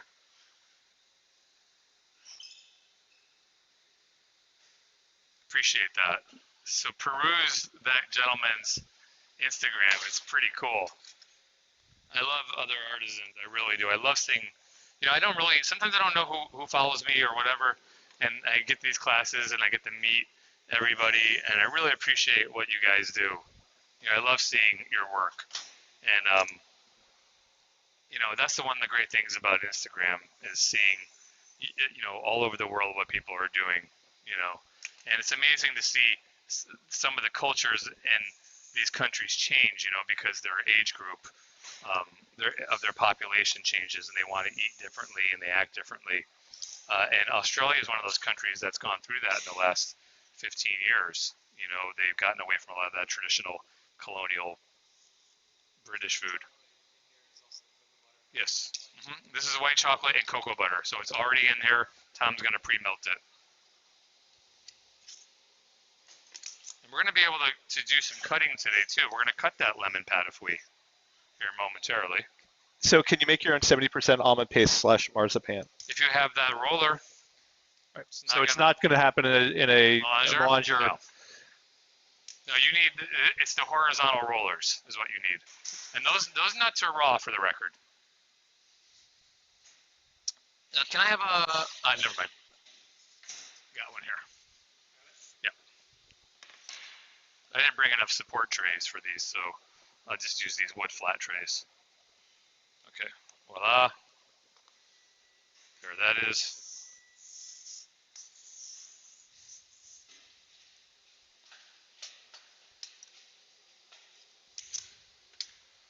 Okay. So Tom's warming up that marzipan. It smells really good in here. It's also going to get an addition of a little dark rum. And Brian does something very, very wise. After he scrapes vanilla beans, he puts it in the bottle of rum and makes that rum taste even better. I do the same thing in my operation. So really cool way of doing it. Now I just have to figure out what to do with the rum-soaked vanilla beans at the bottom. Keep adding more rum to them. That's what I do. Buy cheap rum. There's such a thing? Who sells good marzipan if we do not make our own? Well, this. I import this from. Kriss, what can I get for you? You look like you. I want to look at something. That's all. Okay. Yeah, I'm gonna look at that Gianduja. I'll tell you this. I import it myself from Valrhona. So, because they don't carry it here in this country, because they're afraid of the shelf life of it. But what you can do is you can just call up Valrhona and order from them, and just order special, and they'll send it to you direct from France, and then you can just keep it in your freezer. That's what I do with it. AUI actually has a good marzipan. You know what? That's a good point. I knew they did.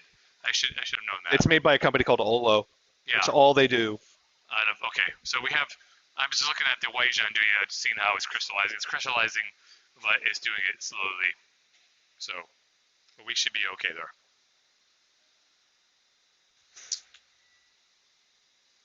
Any questions? Nothing? Nothing at the moment. Anything in the chat? Lubecca for Lubecca, yeah, that's a good one too. Who said that?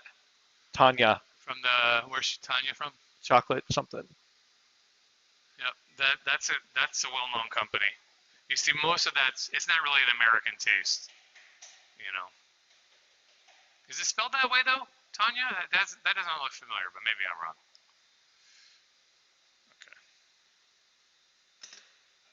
Okay.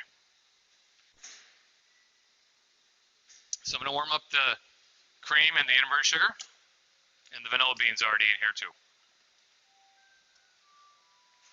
Then it's gonna go on the partially melted white chocolate with the warmed up marzipan. I'm gonna blend the whole thing together. That's good. No, that's perfect. Let's go put it in the pitcher and we'll save a bowl.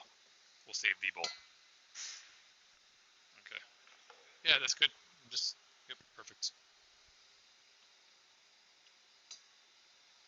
Okay. Never boil. Just warm it up.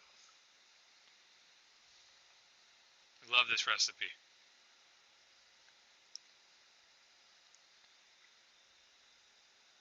Thank you, Tom. I'm a little less. Yesterday, I complained that my jet lag headache was setting in. I'm not sure I slept much better last night, but I got up this morning about 4 o'clock my body time and was in the gym working out. So I feel a little bit better today because of that. Yeah, since I've been here, yes. I have work I have to do for Spain next after this, so I gotta get back to my hotel room and type away. I know, no rest. No rest. Okay, so we're getting this warm.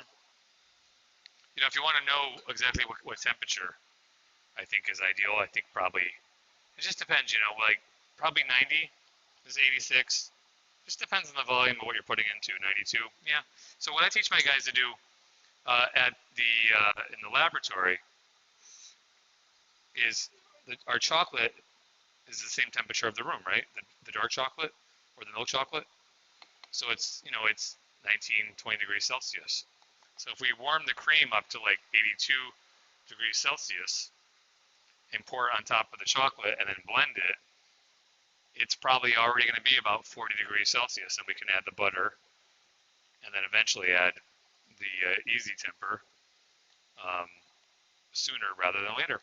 So it's good to monitor those temperatures because, you know, efficiency is very, very important. Okay, ready to blend?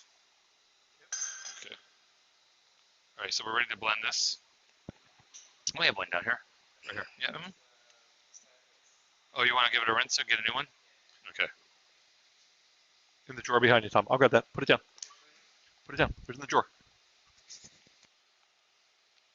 And if you do the pre-melts on these white chocolate ganaches, the ganache sometimes will take a little bit longer to cool down before you can add the butter or before you can add the silk. So that's kind of the risky thing about doing this, but it's just time management. It's not going to damage the ganache or the chocolate or anything like that.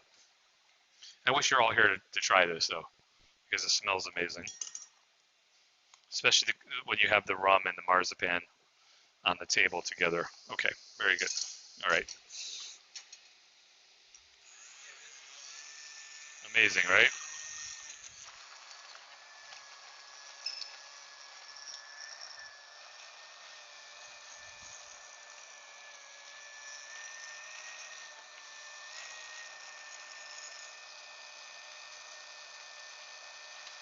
Okay, I'm gonna dump it back into here real quick.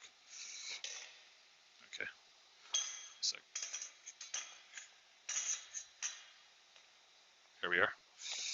Just to make sure that we're well combined. That's all. Okay, looks pretty good. It's always about being thorough. I'm gonna add the marzipan and the rum now, and that should kind of drop the temperature a little bit. Hey, Chris, can you remind everybody what the temperature of the cream was again? It was 86 degrees Celsius. Yeah. Yeah. So it wasn't very hot. I mean, it was hot, but you know. Yeah, he's trying to bring it back on the plane tomorrow. He's gonna get busted. I think he wants his wife to try it. Hey, we talked a little bit this morning, but can you substitute something non-alcoholic to get a similar flavor? Well, no, the person had an aversion to alcohol because of their faith, and I said, yeah, you can leave it out. I mean, obviously the alcohol suppresses the water activity in it, um, and it would change the flavor a little bit. But I mentioned to her that I recently found this store. It's a package store in Los Angeles, and all they sell is non-alcoholic spirits. Non-spirited spirits. Yeah, and I couldn't believe it. They had whiskey and rum and things like that, and I've never heard of such a thing. But for somebody who is making mocktails or has religious restrictions, it's not a bad alternative. I think there's a question up there. There is. And it is, what are your customers' favorite flavors of bonbons and pralines? Oh, that's easy. They love the speculoos, they love the pop rock, they love the passion fruit, which we did in the last class, right? We did passion fruit in the last class? I believe so. Yeah. And you did Pop Rocks in this class. And we did pop rock in this class. Tom, what are your customers' favorites? Well, yes. Tom responded salted caramel. Yeah, mine too. I don't know how I forgot that. We make so much of it. Yeah, that's the flavor we make for Tiffany, by the way. We do every Tiffany in America. Yeah, I created a monster. Hopefully why melt only 2/3 of the Opolis? Instead of melting all of it, temperature control. Temperature control. Yeah, I mean, you could do it. It's not going to harm anything, except for you're going to be there forever waiting for it to cool down. So let's give it one more blend here, and then we'll take the temperature, okay?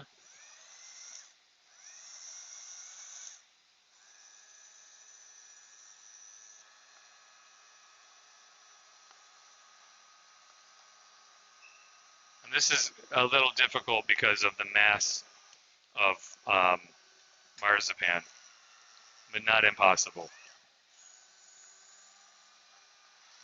Okay. Let's give this a temperature check. Chris, what are you looking for as you're blending that? Well, just to make sure all the marzipan's blend. I'm looking just to make sure all the marzipan's blended in well, and it is. Okay, so now we can put the butter in.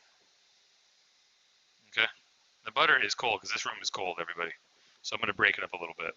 I'm going to work it in manually with a spatula, then I'm going to refine it with the immersion blender, and then that's the top layer. Then I'm going to take a look at our white gianduja to make sure it's not too far crystallized or if it's just in the right condition.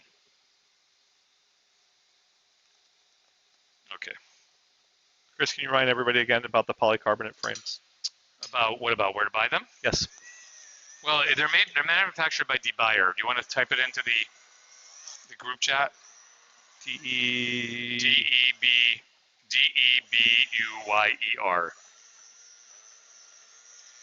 And they're sold through Valrhona, but you can find ganache frames anywhere. You know, if you go and you have them made from a lucite guy in your neighborhood, and I do have a lucite guy. Yeah, there's in some LA. comments in the chat earlier that there were some suggestions from people earlier about getting them made and how to get them made. And yeah, they're expensive because the guy's going to cut out the center and throw the center away. So he's going to charge you for it, even though he's probably going to use it for something else. You know, but you know, if you can manufacture it yourself, or you have a crafty uncle or partner or relative or someone you know, maybe they can do it. I do have a lucite guy I go to for custom stuff. You know. Any idea on shelf life of that ganache? Very, very long. You know, but it's up to you to you know, I would say, you know, because of the rum and the only, you know, the rum and the invert sugar and all that, it's probably, you know, 6 months at 18 degrees Celsius. But, you know, all the things that you do to help it stay preserved, you know, clean work environment, safe handling, all that stuff, that helps it out too. But obviously freezing it or keeping it very, very cold helps too. Okay.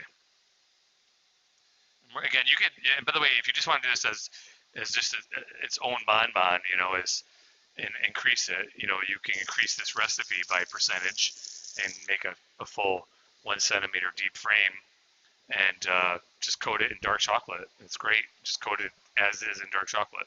I think it's great with the saffron though. I'm stuffing off to see our gianduja. Okay. So excellent. So we're gonna put this in. We'll put the milk chocolate on top of the gianduja.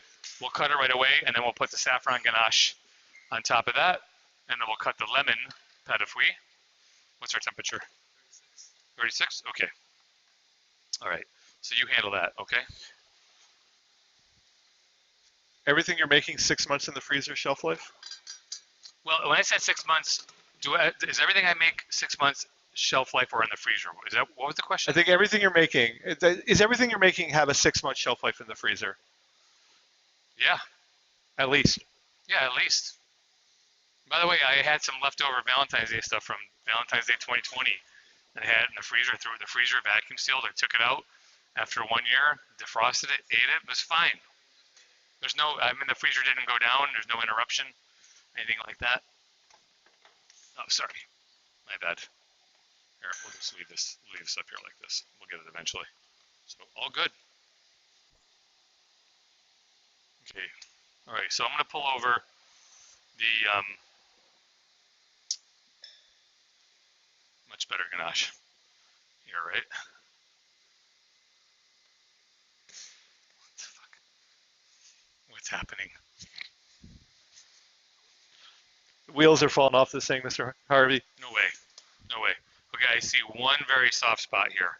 So it's not fully crystallized. There's like one very, very soft spot. You see that, Tom? Right here? So it's too soft right now to cut. If you were to cut it when it's this soft, the guitar would squeeze it all out on either side of it, okay? So the 2mm frame is already attached to it. So eventually, just in a few minutes though, because it could go very, very quickly, we're going to put the third layer, which is just straight milk chocolate, onto it. 33.3? Okay. Okay, so we're gonna do the easy temper into it. So I'm gonna set this aside real quick because we're not really ready right here. Thank you, Tom. Thank you, Brian. Okay, let me grab my Cheblon.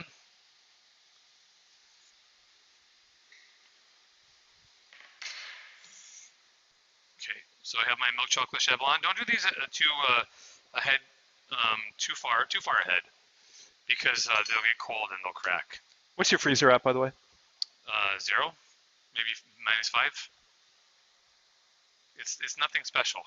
It's just a walk-in freezer. You know, I don't go into it all that often, so it hasn't broken yet. Well, they do. They break. You keep going in and out of them. You know, they break. They're terrible design. All right, Brian. If I grab that one more time, It's the one up top. they're next to each other. Oh, you took the other thing out. Well, you know, the problem with walk-in freezers, the more you go in and out of them, they inhale all the air and it goes into the back of the freezer and it freezes up the coil. So that's how that works, unfortunately.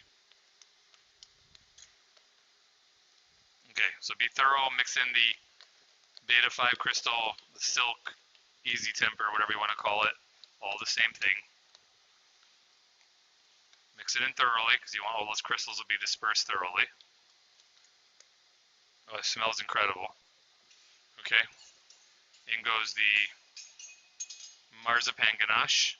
You can pipe this ganache too, no problem. I would leave the silk out of it if you want to pipe it.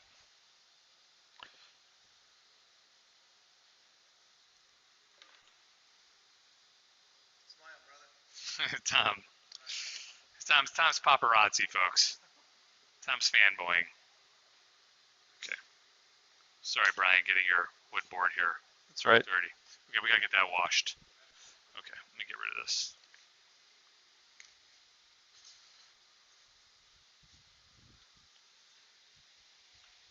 Okay.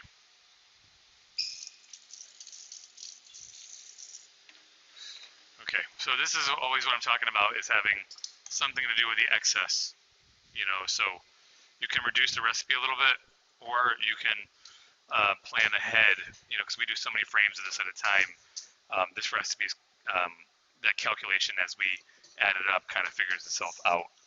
And we do like 11 frames, 12 frames at a time. Or you can try to take it on a plane. He's gonna get in trouble. I'm telling you. That thing is going in the trash. But you know what, Tom? Why don't you weigh it before you leave and just take a photo of it on the scale and say, you know, 113 grams or whatever it is. I don't know what the limit is for. Isn't it something like that? 3.5 ounces. So it's 100 grams. You know, or something like that. Yeah, that's right. Just argue with them. Those TSA guys. They don't have this issue in other countries, by the way. It's only here. Yeah, I believe so. We'll find out soon. Okay. Okay, so now we are perfectly crystallized in just a matter of minutes. Okay, so now we're just waiting for the wrap plate. Brian, don't throw it in the dishwasher. Just spray it off and dry it. He's gonna bring it out of the dishwasher. It's gonna be too hot. I only brought one. It's in the dish machine. Oh, dip it in ice water. Dip it in cool water. As you were talking, I was pressing yes. Okay, we're gonna make the saffron ganache then. How about that? Okay, we'll start that saffron ganache.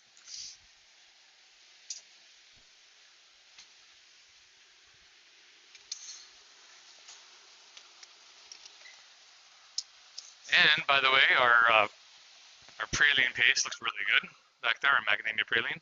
So we use all 4 of these? Okay, that's correct. Okay. So I was saying to the morning class that I have a pretty good following in Iran, and they got mad at me because I used so much of this saffron. And what they didn't see is that the amount of saffron that I was using, which was like, oh God, must have been something like 22 or 24 grams or something like that. They were yelling at me for using so much saffron. And my answer to that was I was making like 3,800 pieces in a batch or something. So Don Ross in an earlier class today followed me for a long time. He's never tasted saffron. So he asked, what does saffron taste like? And, you know, it tastes like saffron, right? That was Brian's answer. But my answer is saffron smells like suede. I believe it smells like suede.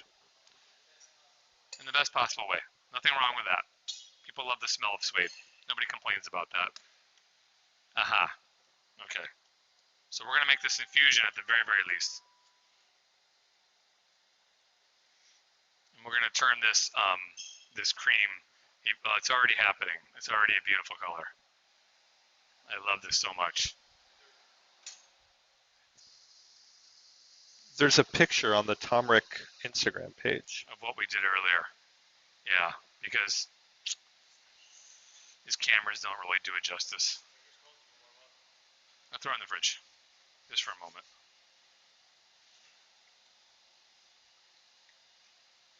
And so saffron is obviously grown in Iran, Spain, and somebody said Morocco earlier today too. So somebody from Morocco said that.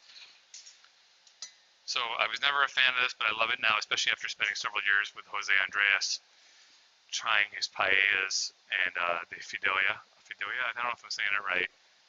It's that little pasta they chop. It's like 15 millimeters. They chop it up and they cook it like paella. It's really delicious. One of my former cooks made it for me just recently, and it was incredible. And they put mayonnaise over the top of it. And I know you're like, mayonnaise and like pasta? Folks, it's Spain. Okay? Yes, it's so good. It's so good. Yeah, it's aioli, so they put mayonnaise on everything in Spain. Well, they have this thing called Russian salad. It's just like tuna salad. But when you go to jiggle it, it's just kind of swimming mayonnaise with some bits of tuna in it, I went to a place, I think I was saying this yesterday, called Zahar El Satoon. And I went to a restaurant. I was very jet lagged, 15-hour flight, whatever, blah, blah, blah. And the guy put something in front of me, and he goes, "Can I say this here?" I'm going to say it. I don't care. He goes, "Tuna semen." And I said, "What?" And he cooked, this guy, all he did was cook and butcher tuna. He was very famous for it. And it was tuna semen. And I said, "Well, I'm a vegetarian, so I'm going to have a salad." So he brought me out a plate of chopped up leafy lettuce with no vinaigrette, and that's what I ate that night. I was very, very jet lagged and very tired and very hungry. So it's tough, when you tell them you're a vegetarian in Spain, they say, "You won't even eat our ham?" Not even your ham. Okay, so we're gonna let this set for a moment. Chris, you want to put that under the other camera? It doesn't even do it justice. It'll be brighter in a moment too. Okay, so that's off. Okay, so we will do the milk chocolate layer here, and then we are done with the milk chocolate for the day. Okay, and we're gonna cut this gianduja as well. And we need a different cutter here. We're gonna cut this. Or let's wheel it into frame. Into frame. We're gonna cut this 30 millimeter by 15. You can do whatever you want. Tom did the math on this earlier. And we'll cut it, and then we'll talk about that math that Tom did, because he wanted to see how many pieces it yielded and how much money it would make him, and how much this cost us in labor, and how much it cost us in ingredients. And we'll be all right. We have a loose string over here, but it'll be okay. Want some tools? Want to fix it? Where are they at? They're underneath. They're on one of these trays. I can fix it. Okay, it's a little loose. It needs a little bit of tune. So you want to make sure your strings are the right tightness. It's okay. We'll be okay. Or you get funky cuts.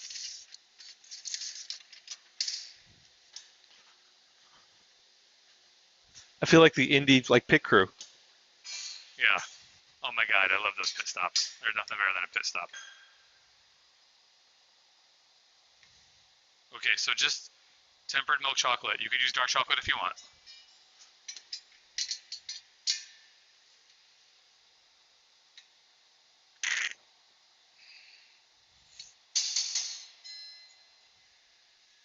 All fixed, Chef Harvey. All fixed. You see, that is indie pit crew material right there, if there ever was one. How are we doing on time, Brian?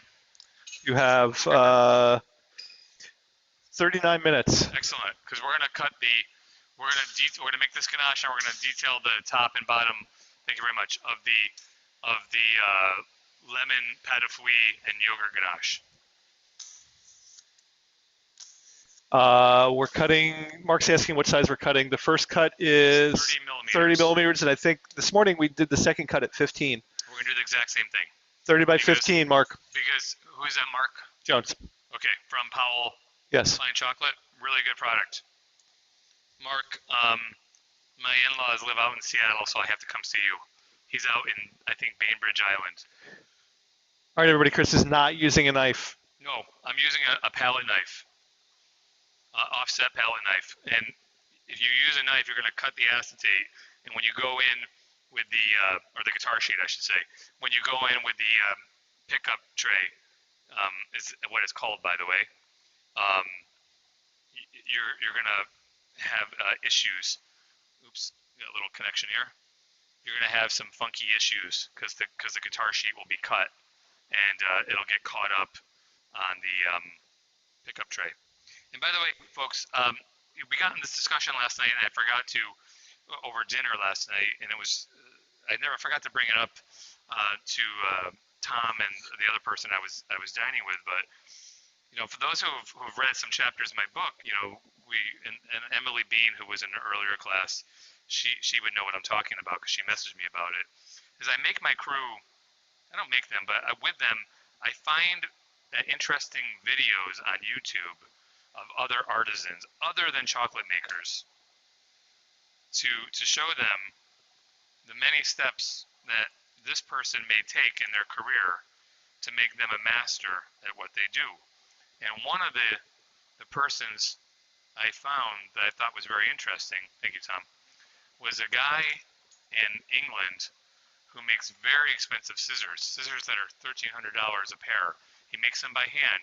His title is Master Putter Togetherer. Not together, togetherer. And he has an apprentice putter togetherer. And we watched this gentleman take the many steps of his trade and how seriously he took it. And then we watched another person who is the only person in the world that puts the pinstripes on Rolls Royce. So if he has to go to Beverly Hills or Saudi Arabia or Miami, if the car is damaged and needs a touch up, he's the guy that does it, and he does it all by hand, So, we put a lot of detail into our chocolate making and things like that. We do all these steps very, very carefully. It's really no different than what they do. And it's very, very inspirational to see all these other artisans doing their thing. Okay, so we're going for the cut now. We line it up so we have as little waste as possible. Because I'm not a wasteful person. Usually I have a nice piece of lucite that's the size of the framed product. Helps me push it. There we go.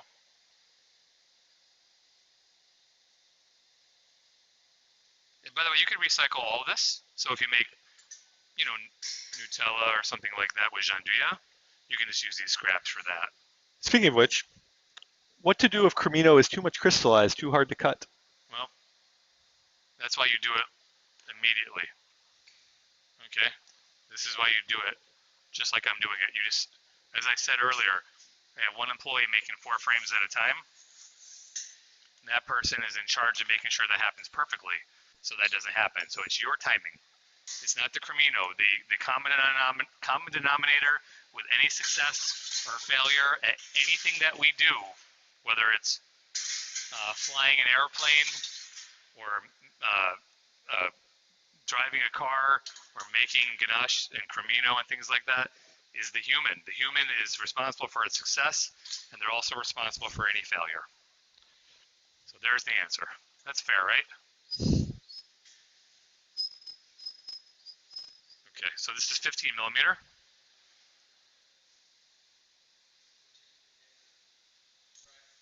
Change the camera. Sorry. I was reading He's reading Mark Jones's comment to you. Kriss, yeah. Please visit. We will roll out the People's Republic of Bainbridge Island welcome mat for you and Mrs. H. Monsoon season over by July. H. Wow, that sounds funny.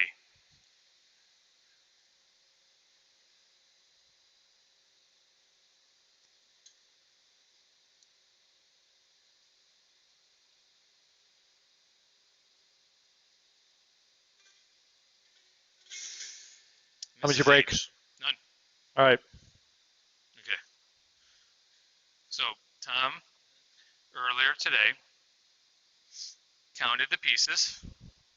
Okay. Tom's eating one, everybody. Shocking. Can I get one of those flat trays, Brian? They're on the bottom, aren't they? Mm. Or they're on that rack. Sorry. Okay, sorry about that. As I walk in front of the camera. Okay. Tom counted the pieces. It makes 242 pieces. He added them up at $1.95 per piece. Thank you very much. $1.95 per piece. I'm not going to enrobe these, but you could.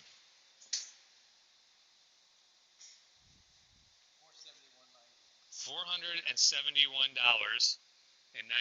is what he thinks would be his total take.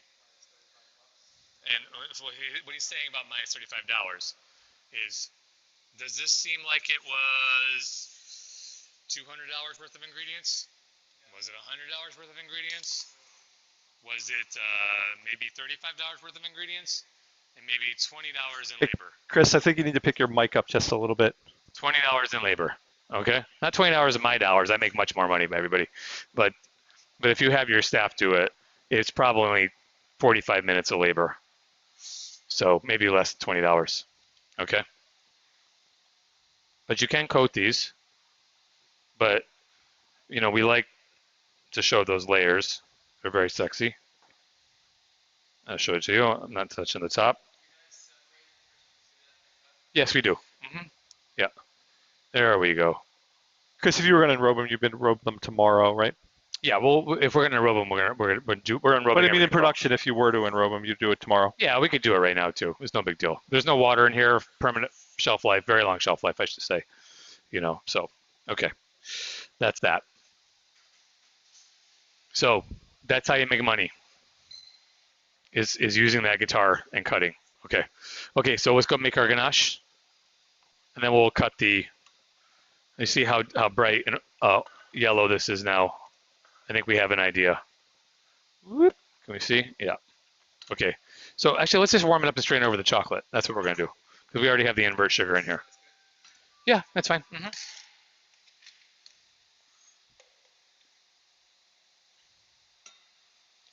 We can just do it in a bowl. Remember we did it in a bowl last class.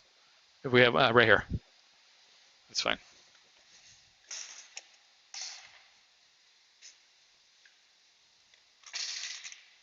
The People's Republic of Bainbridge Island. It's weird when he said Mrs. H. That was my mom was Mrs. H. Although I always called her by her maiden name. Of course I would call her mom, but I never. But people would call her Mrs. Harvey. And then when Hin, that's how you pronounce her name. You pronounce her name Hin, but it's okay to call her Hin. When Hin changed her name, we went to Beverly Hills courthouse, and she changed her name, and then she changed her Instagram name to Mrs. Harvey. I was like, whoa, and that's real now when it becomes Mrs. Harvey. So I kind of wanted her to keep her last name, as because of the heritage of her Chinese and Vietnamese heritage, but she went to hyphenate it. Okay. Oh my God, so beautiful. I did this last time too, by the way, Tom. I spilled it last time. Okay, let's show the camera. Where are we at? This one? You see that, yeah? Okay. So I'm going to leave the milk chocolate on a little bit longer because we're going to detail I need that flat tray. Oh, it's right here. Good. Okay. We're going to put the detail Cheblon on both sides of the lemon patafouille. Tom, go ahead and blend this, and I'm going to put the Cheblon onto it, the ganache.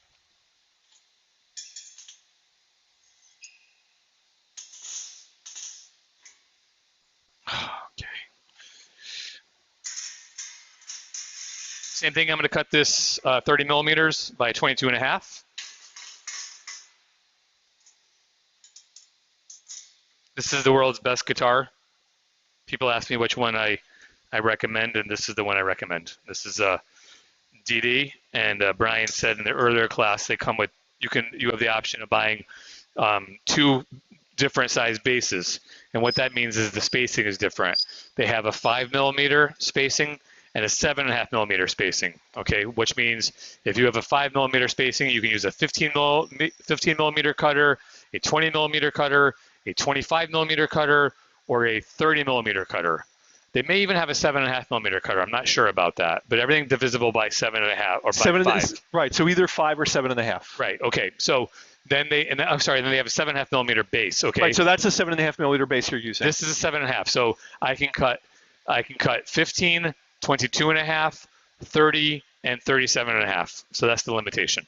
15, 22.5. They may make a 45 as well. Oh, really? That's interesting. I have to look. That's pretty big. Yeah, I know. That's a big piece of ganache. Just FYI. So, okay. So, but this is a 7.5mm spacing ganache. Okay. So if I was to cut, so in other words, if I was to use a 22.5mm cutter to cut this in 22.5mm squares, it would make 225 pieces. Does that make sense? Okay. There's a question up there. No, sorry, I was answering. Yeah. So what was the temperature of the cream when you added it to the chocolate? It was hot. I'm not really sure. It's probably 90 degrees Celsius. I wasn't looking for a temperature. I never boil. Maybe 85, 90. When you enrobe 22.5 by 25.5, well, we can't cut that size. What's the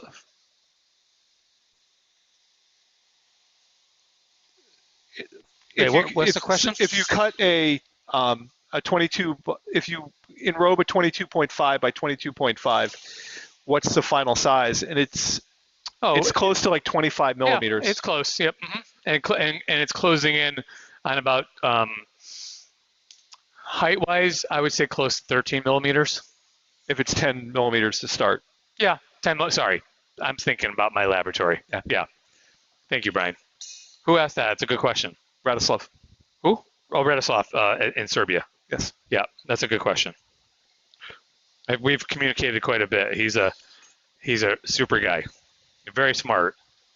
He's taken many of these classes, and he's got big dreams for what he's doing there too. By the way, everybody. Okay, so this is the white chocolate lemon pâte de fruits ganache. I put milk chocolate in the center. This is the pre-coat. It does not have to be perfect. Just go towards the corners. It just has to be functional, okay? But if it's perfect, that's okay too.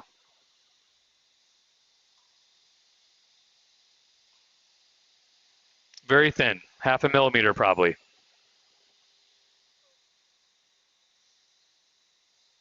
There's no shablon on this one. Somebody in the earlier class said, why wasn't there a shablon on there earlier? Well, you take a hot sugar candy, you pour it into a frame. If there was a shablon underneath it, you now have a milk chocolate pâte de fruits.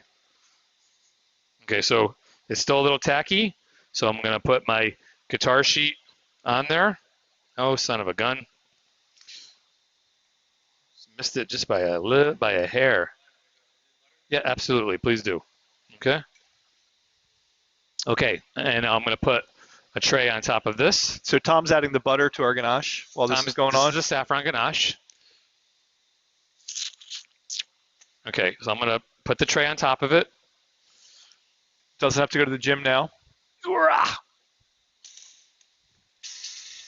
Very heavy tray. Put it here, get it out of the way. We take the sill pad off. And you can just leave it up there too because we're going to be putting the, yeah, thank you. Okay, so there's the lemon pâte de fruits underneath it. I'm going to get rid of this tray because you don't want to, when you do your next shablon and you put the pickup tray underneath it, if you leave this tray on top of it, it's just going to stick to the pickup tray.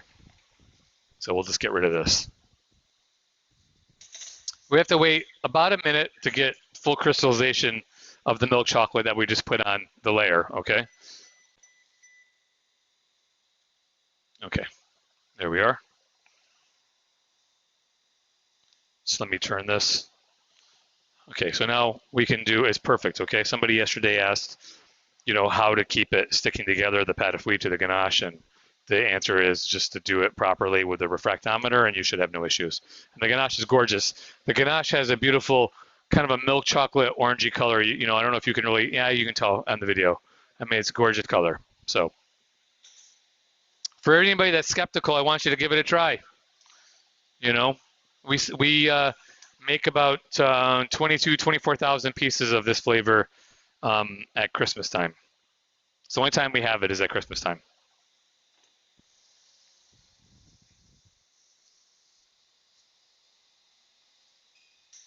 Okay, so the Chablon, the purpose of the pre-coat or the Chablon is so you can touch it, so you can handle it. So it won't crush when you cut it on the guitar. So it doesn't have to be perfect. It's just something that's functional. It's not for beauty. It's all being covered up anyway.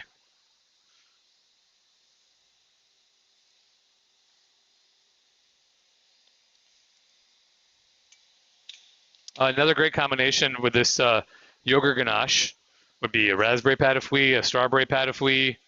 Red currant would be really nice with it. Black currant would be really nice with it. A combination of blackberry and black currant and blueberry together would be nice with this ganache.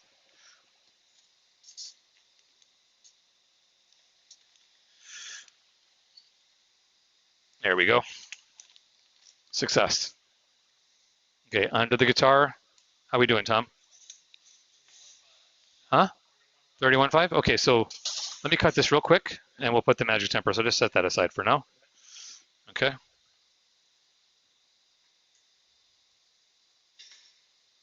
I'll show you. Okay. Everybody likes to eat the scraps, by the way, but only Tom is here. And Brian's not eating sugar. Okay, we'll pull that out and we'll go 22.5. Thanks. And there, by the way, these, for those who've never used the DD guitar, they're color coded. So if people are mathematically challenged in your laboratory, you just say, cut it with a red cutter, or cut it with a yellow cutter, or cut it with a black cutter. They're color coded on the handles, to be more specific. Kriss is not sliding the pickup tray between the Chablon and the ganache. Nope. It was clean. It was clean.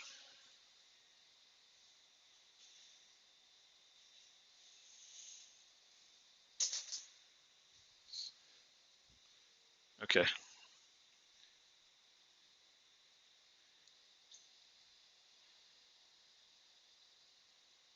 There's very little waste. Okay, so we have a lesser yield because of the size that I cut them.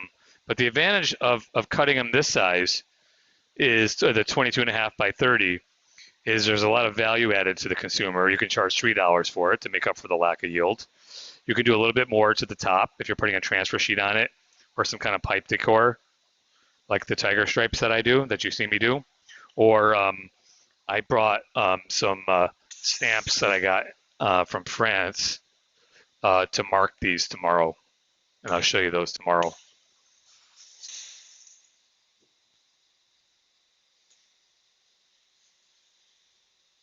Okay, go at it at an angle. There we are. Done.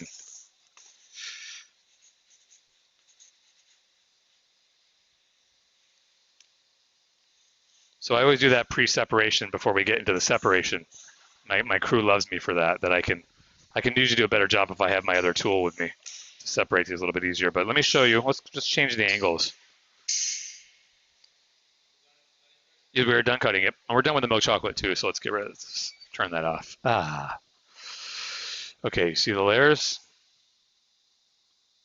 So you see the Chablon, maybe 1 millimeter, 4 of the pâte de fruits, 6 of the ganache, and another Chablon, maybe 0.5 millimeter.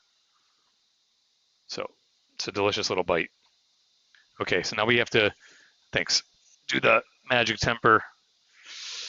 I'm sorry, the easy temper for the saffron ganache. And how many grams? You need this? All done. Thank you very much. Okay, 7 grams. Okay, which one do you think it is? Nope, I got it. I got it. Yeah. Oops, kindly mix that in. All right, everybody. Hope everybody's enjoyed day 2 of this. Tom's made it easy. I'm going to miss him tomorrow. Oh, you know what? I don't have another frame on here, so let me put my other frame on. So I almost failed to put the other frame on, so we want to put a 4mm frame on top of this. Say again, Tom, what was the question? I did? Yes, I did actually. Well, we had somebody else here, but they were sitting on the other side of the counter. No, you've been great. We didn't hear the question, Tom. Tom was asking how I did the last class without an assistant. I really didn't have a physical assistant last time. We just had somebody working the computer answering. I did it all myself, basically, right? Yeah, but they had scaled the recipes. But I'm spoiled now, so Tom has to be my assistant each time. Just FYI. Well, we gotta ask Tom and Brian. This is Brian's baby. Oh, you see? That's not bad. Okay, on goes the saffron ganache. Don't worry about the ganache being soft, the marzipan ganache being soft. It's fine. It glides right over the top. Radoslav wants to know why in his notes he says Kriss Javara guy. Why what? I wrote in my notes, Kriss Javara guy. Because I'm a Javara guy? I don't know. I think he wants to know why he wrote it, but, you know, I don't know why he's asking you. I don't know. Michael says he'll fly out tomorrow. He'll bring his drum kit. Oh, please do, Michael. Please do. Very little waste. Hey, there's a real question here, though. What are the actual sizes of the frames that you're using for that? This is 6mm, and it's in the notes, but it's 6mm for the marzipan and 4mm for the saffron. For the record, Tim, the other owner of this operation, flew to San Francisco, and he's flying back in the same day, I believe. He's doing that today, which is painful. That's painful. Yeah, he said he'd be back. So Michael, don't BS me. You could do it. I know you could. Okay, that's it for this ganache. So tomorrow we cut everything. Oh, you know what we should do is we should show what we made in just the afternoon, which is behind us in the melanger, in a very small melanger. And I have the bigger one. It makes better products, you know, because the wheels are heavier and all that. But this did a pretty good job, I think. So if we have those gelato spoons. Right here? Okay. Let's go get some. I think it looks pretty good. Of course, it's a super fatty nut, so that really helps our cause. Okay. Oops. So where's the camera? There it is. So very liquidy. Let me taste. Very good. It has a very, very refined texture, but I think that's also thanks to the fact that the macadamias are also full of fatty. Yep. Very good. And so tomorrow we cap the bonbons, we cut the bonbons, and we coat the bonbons, and we whip the rocher. How much time do we have? You have 15 minutes. 15 minutes? Let's save that for tomorrow. Save that for tomorrow. Good. So tomorrow we'll whip the rocher and frame it. So cut it all on the same day. Last chance for questions, everybody, for the day. We'll wait. My question is, where are we eating dinner tonight? Tom's going to go eat some more macadamia nut praline. Oh, my goodness. All right, well, thanks. Wait, how long did it take to grind the mac nuts? They went in 10:30 this Well, how morning? to grind? It's okay. So we could have started adding the sugar a little bit sooner than we did, because the macadamia nuts are so liquidy. They're so fatty, they became liquefied very, very rapidly. Probably in 45 minutes time, they were ready to be adding sugar. Well, we kind of lost track of it because we got busy with other things. So you could have been adding the sugar 45 minutes after the fact. Right. So the marzipan, so then the other question was, so how long did it take us to do the whole process? Well, it wasn't 5 hours in the melanger. It was 5, but it was unnecessary 5 hours. Probably when we put the sugar in and put the sugar in after the first class ended. So 2.5 hours with all start to finish. But Tom asked me, he says, well, when is it done? I mean, There's no real time on it. You taste it, and if it feels okay in your mouth and it's not gritty and it's to your liking, then it's done. If it's not, then you keep it in there a little bit longer. You know. So, chocolate chef. Who's chocolate chef? What's their name? I'm not sure, but I'm Okay. going back. The marzipan Instagram page is back in the chat, Ah, and I'm looking for it right that's who now. they're asking about. Broughtigams marzipan. Brahmictams marzipan with an S. Marzipan with an S. Here, I will He's gonna paste it. copy, Okay. type answer. Oh, chocolate chef is Lickies and Chewies. Ah, we love Lickies and Chewies. Remember, you took a class with him. Major, not captain. How dare you? He's a major. But it's Beth. It's not actually. It's okay. They're good people. No, I'm just letting you know that you're arguing about somebody that's not actually here. They're amazing people. They're amazing people. And Major Kriss. Yeah, Major Kriss. He is a great guy. All right, so what are the 3 character traits that you think are necessary in a good chocolatier? Oh, the ability to be visionary, to really see, just as someone mentioned earlier, could you use Dulce? That's a great level of intelligence. They said about the Gianduja, you're using white because you use Dulce. That person, to me, that was interesting the way that person thought. So to really have to be visionary, and I also think the eye to detail, and there's probably 4 good traits: the ability to never give up and keep trying. Okay, just to be to have that resilience, so you never give up and you keep trying stuff. And the 4th one I think is the person who can make something that weighs 10 grams have a bunch of flavor. It's so hard to do. It's so hard to do. Even when you go to Europe, you taste Patrick Roget's confections. You're like, just tastes like chocolate. Just tastes. I hate to say it. I love Patrick Roget. I have a wall painted in my laboratory dedicated to him. Okay, it's painted in his colors for that purpose. Okay, but sometimes you taste them, you go, what is that taste? What is that flavor? When you taste this lemon yogurt, it tastes like lemon yogurt. When you taste my raspberry, it tastes like raspberry. You taste the speculoos, it tastes like speculoos. And I don't always get that when I taste other chocolatiers confections. They just taste very sweet. So we've been hinting around about it, and people are saying it, but Tom, thank you very much for coming up and spending a couple of days with us. We'll see how tomorrow goes with the Kriss and Brian show. Just us. Should be interesting. We will need all the rubber spatulas when we start the day. There'll be no running to get them done midday. Actually, I don't know. We're doing a lot of cutting tomorrow. Is what we're doing. So tomorrow we're going to, like Kriss said, we're going to be doing a lot of finishing, but we're starting the same time, 2 o'clock Eastern Standard Time, 11 o'clock Pacific That's 4 time. a.m. Canberra, Australia time. Yeah, I don't know. Those. But what day is that? Is that Saturday, Stuart? A week from Thursday. A week from Thursday. They're a week from Thursday. They're 1 week ahead of the rest of us. 4 a.m. Saturday, Stuart says. Which Saturday, though? God, Stuart. Saturday the 30th? Stuart, not a married man, right? I'm guessing. His wife would kill him for waking up that early. All right, you go catch a quokka, or you're not coming to class tomorrow. You bring one. You bring one to class. Thank you, Rob Rhoda. Thanks, everybody. Have a great evening. We'll see you tomorrow. Godspeed, everybody. Bye. Ciao.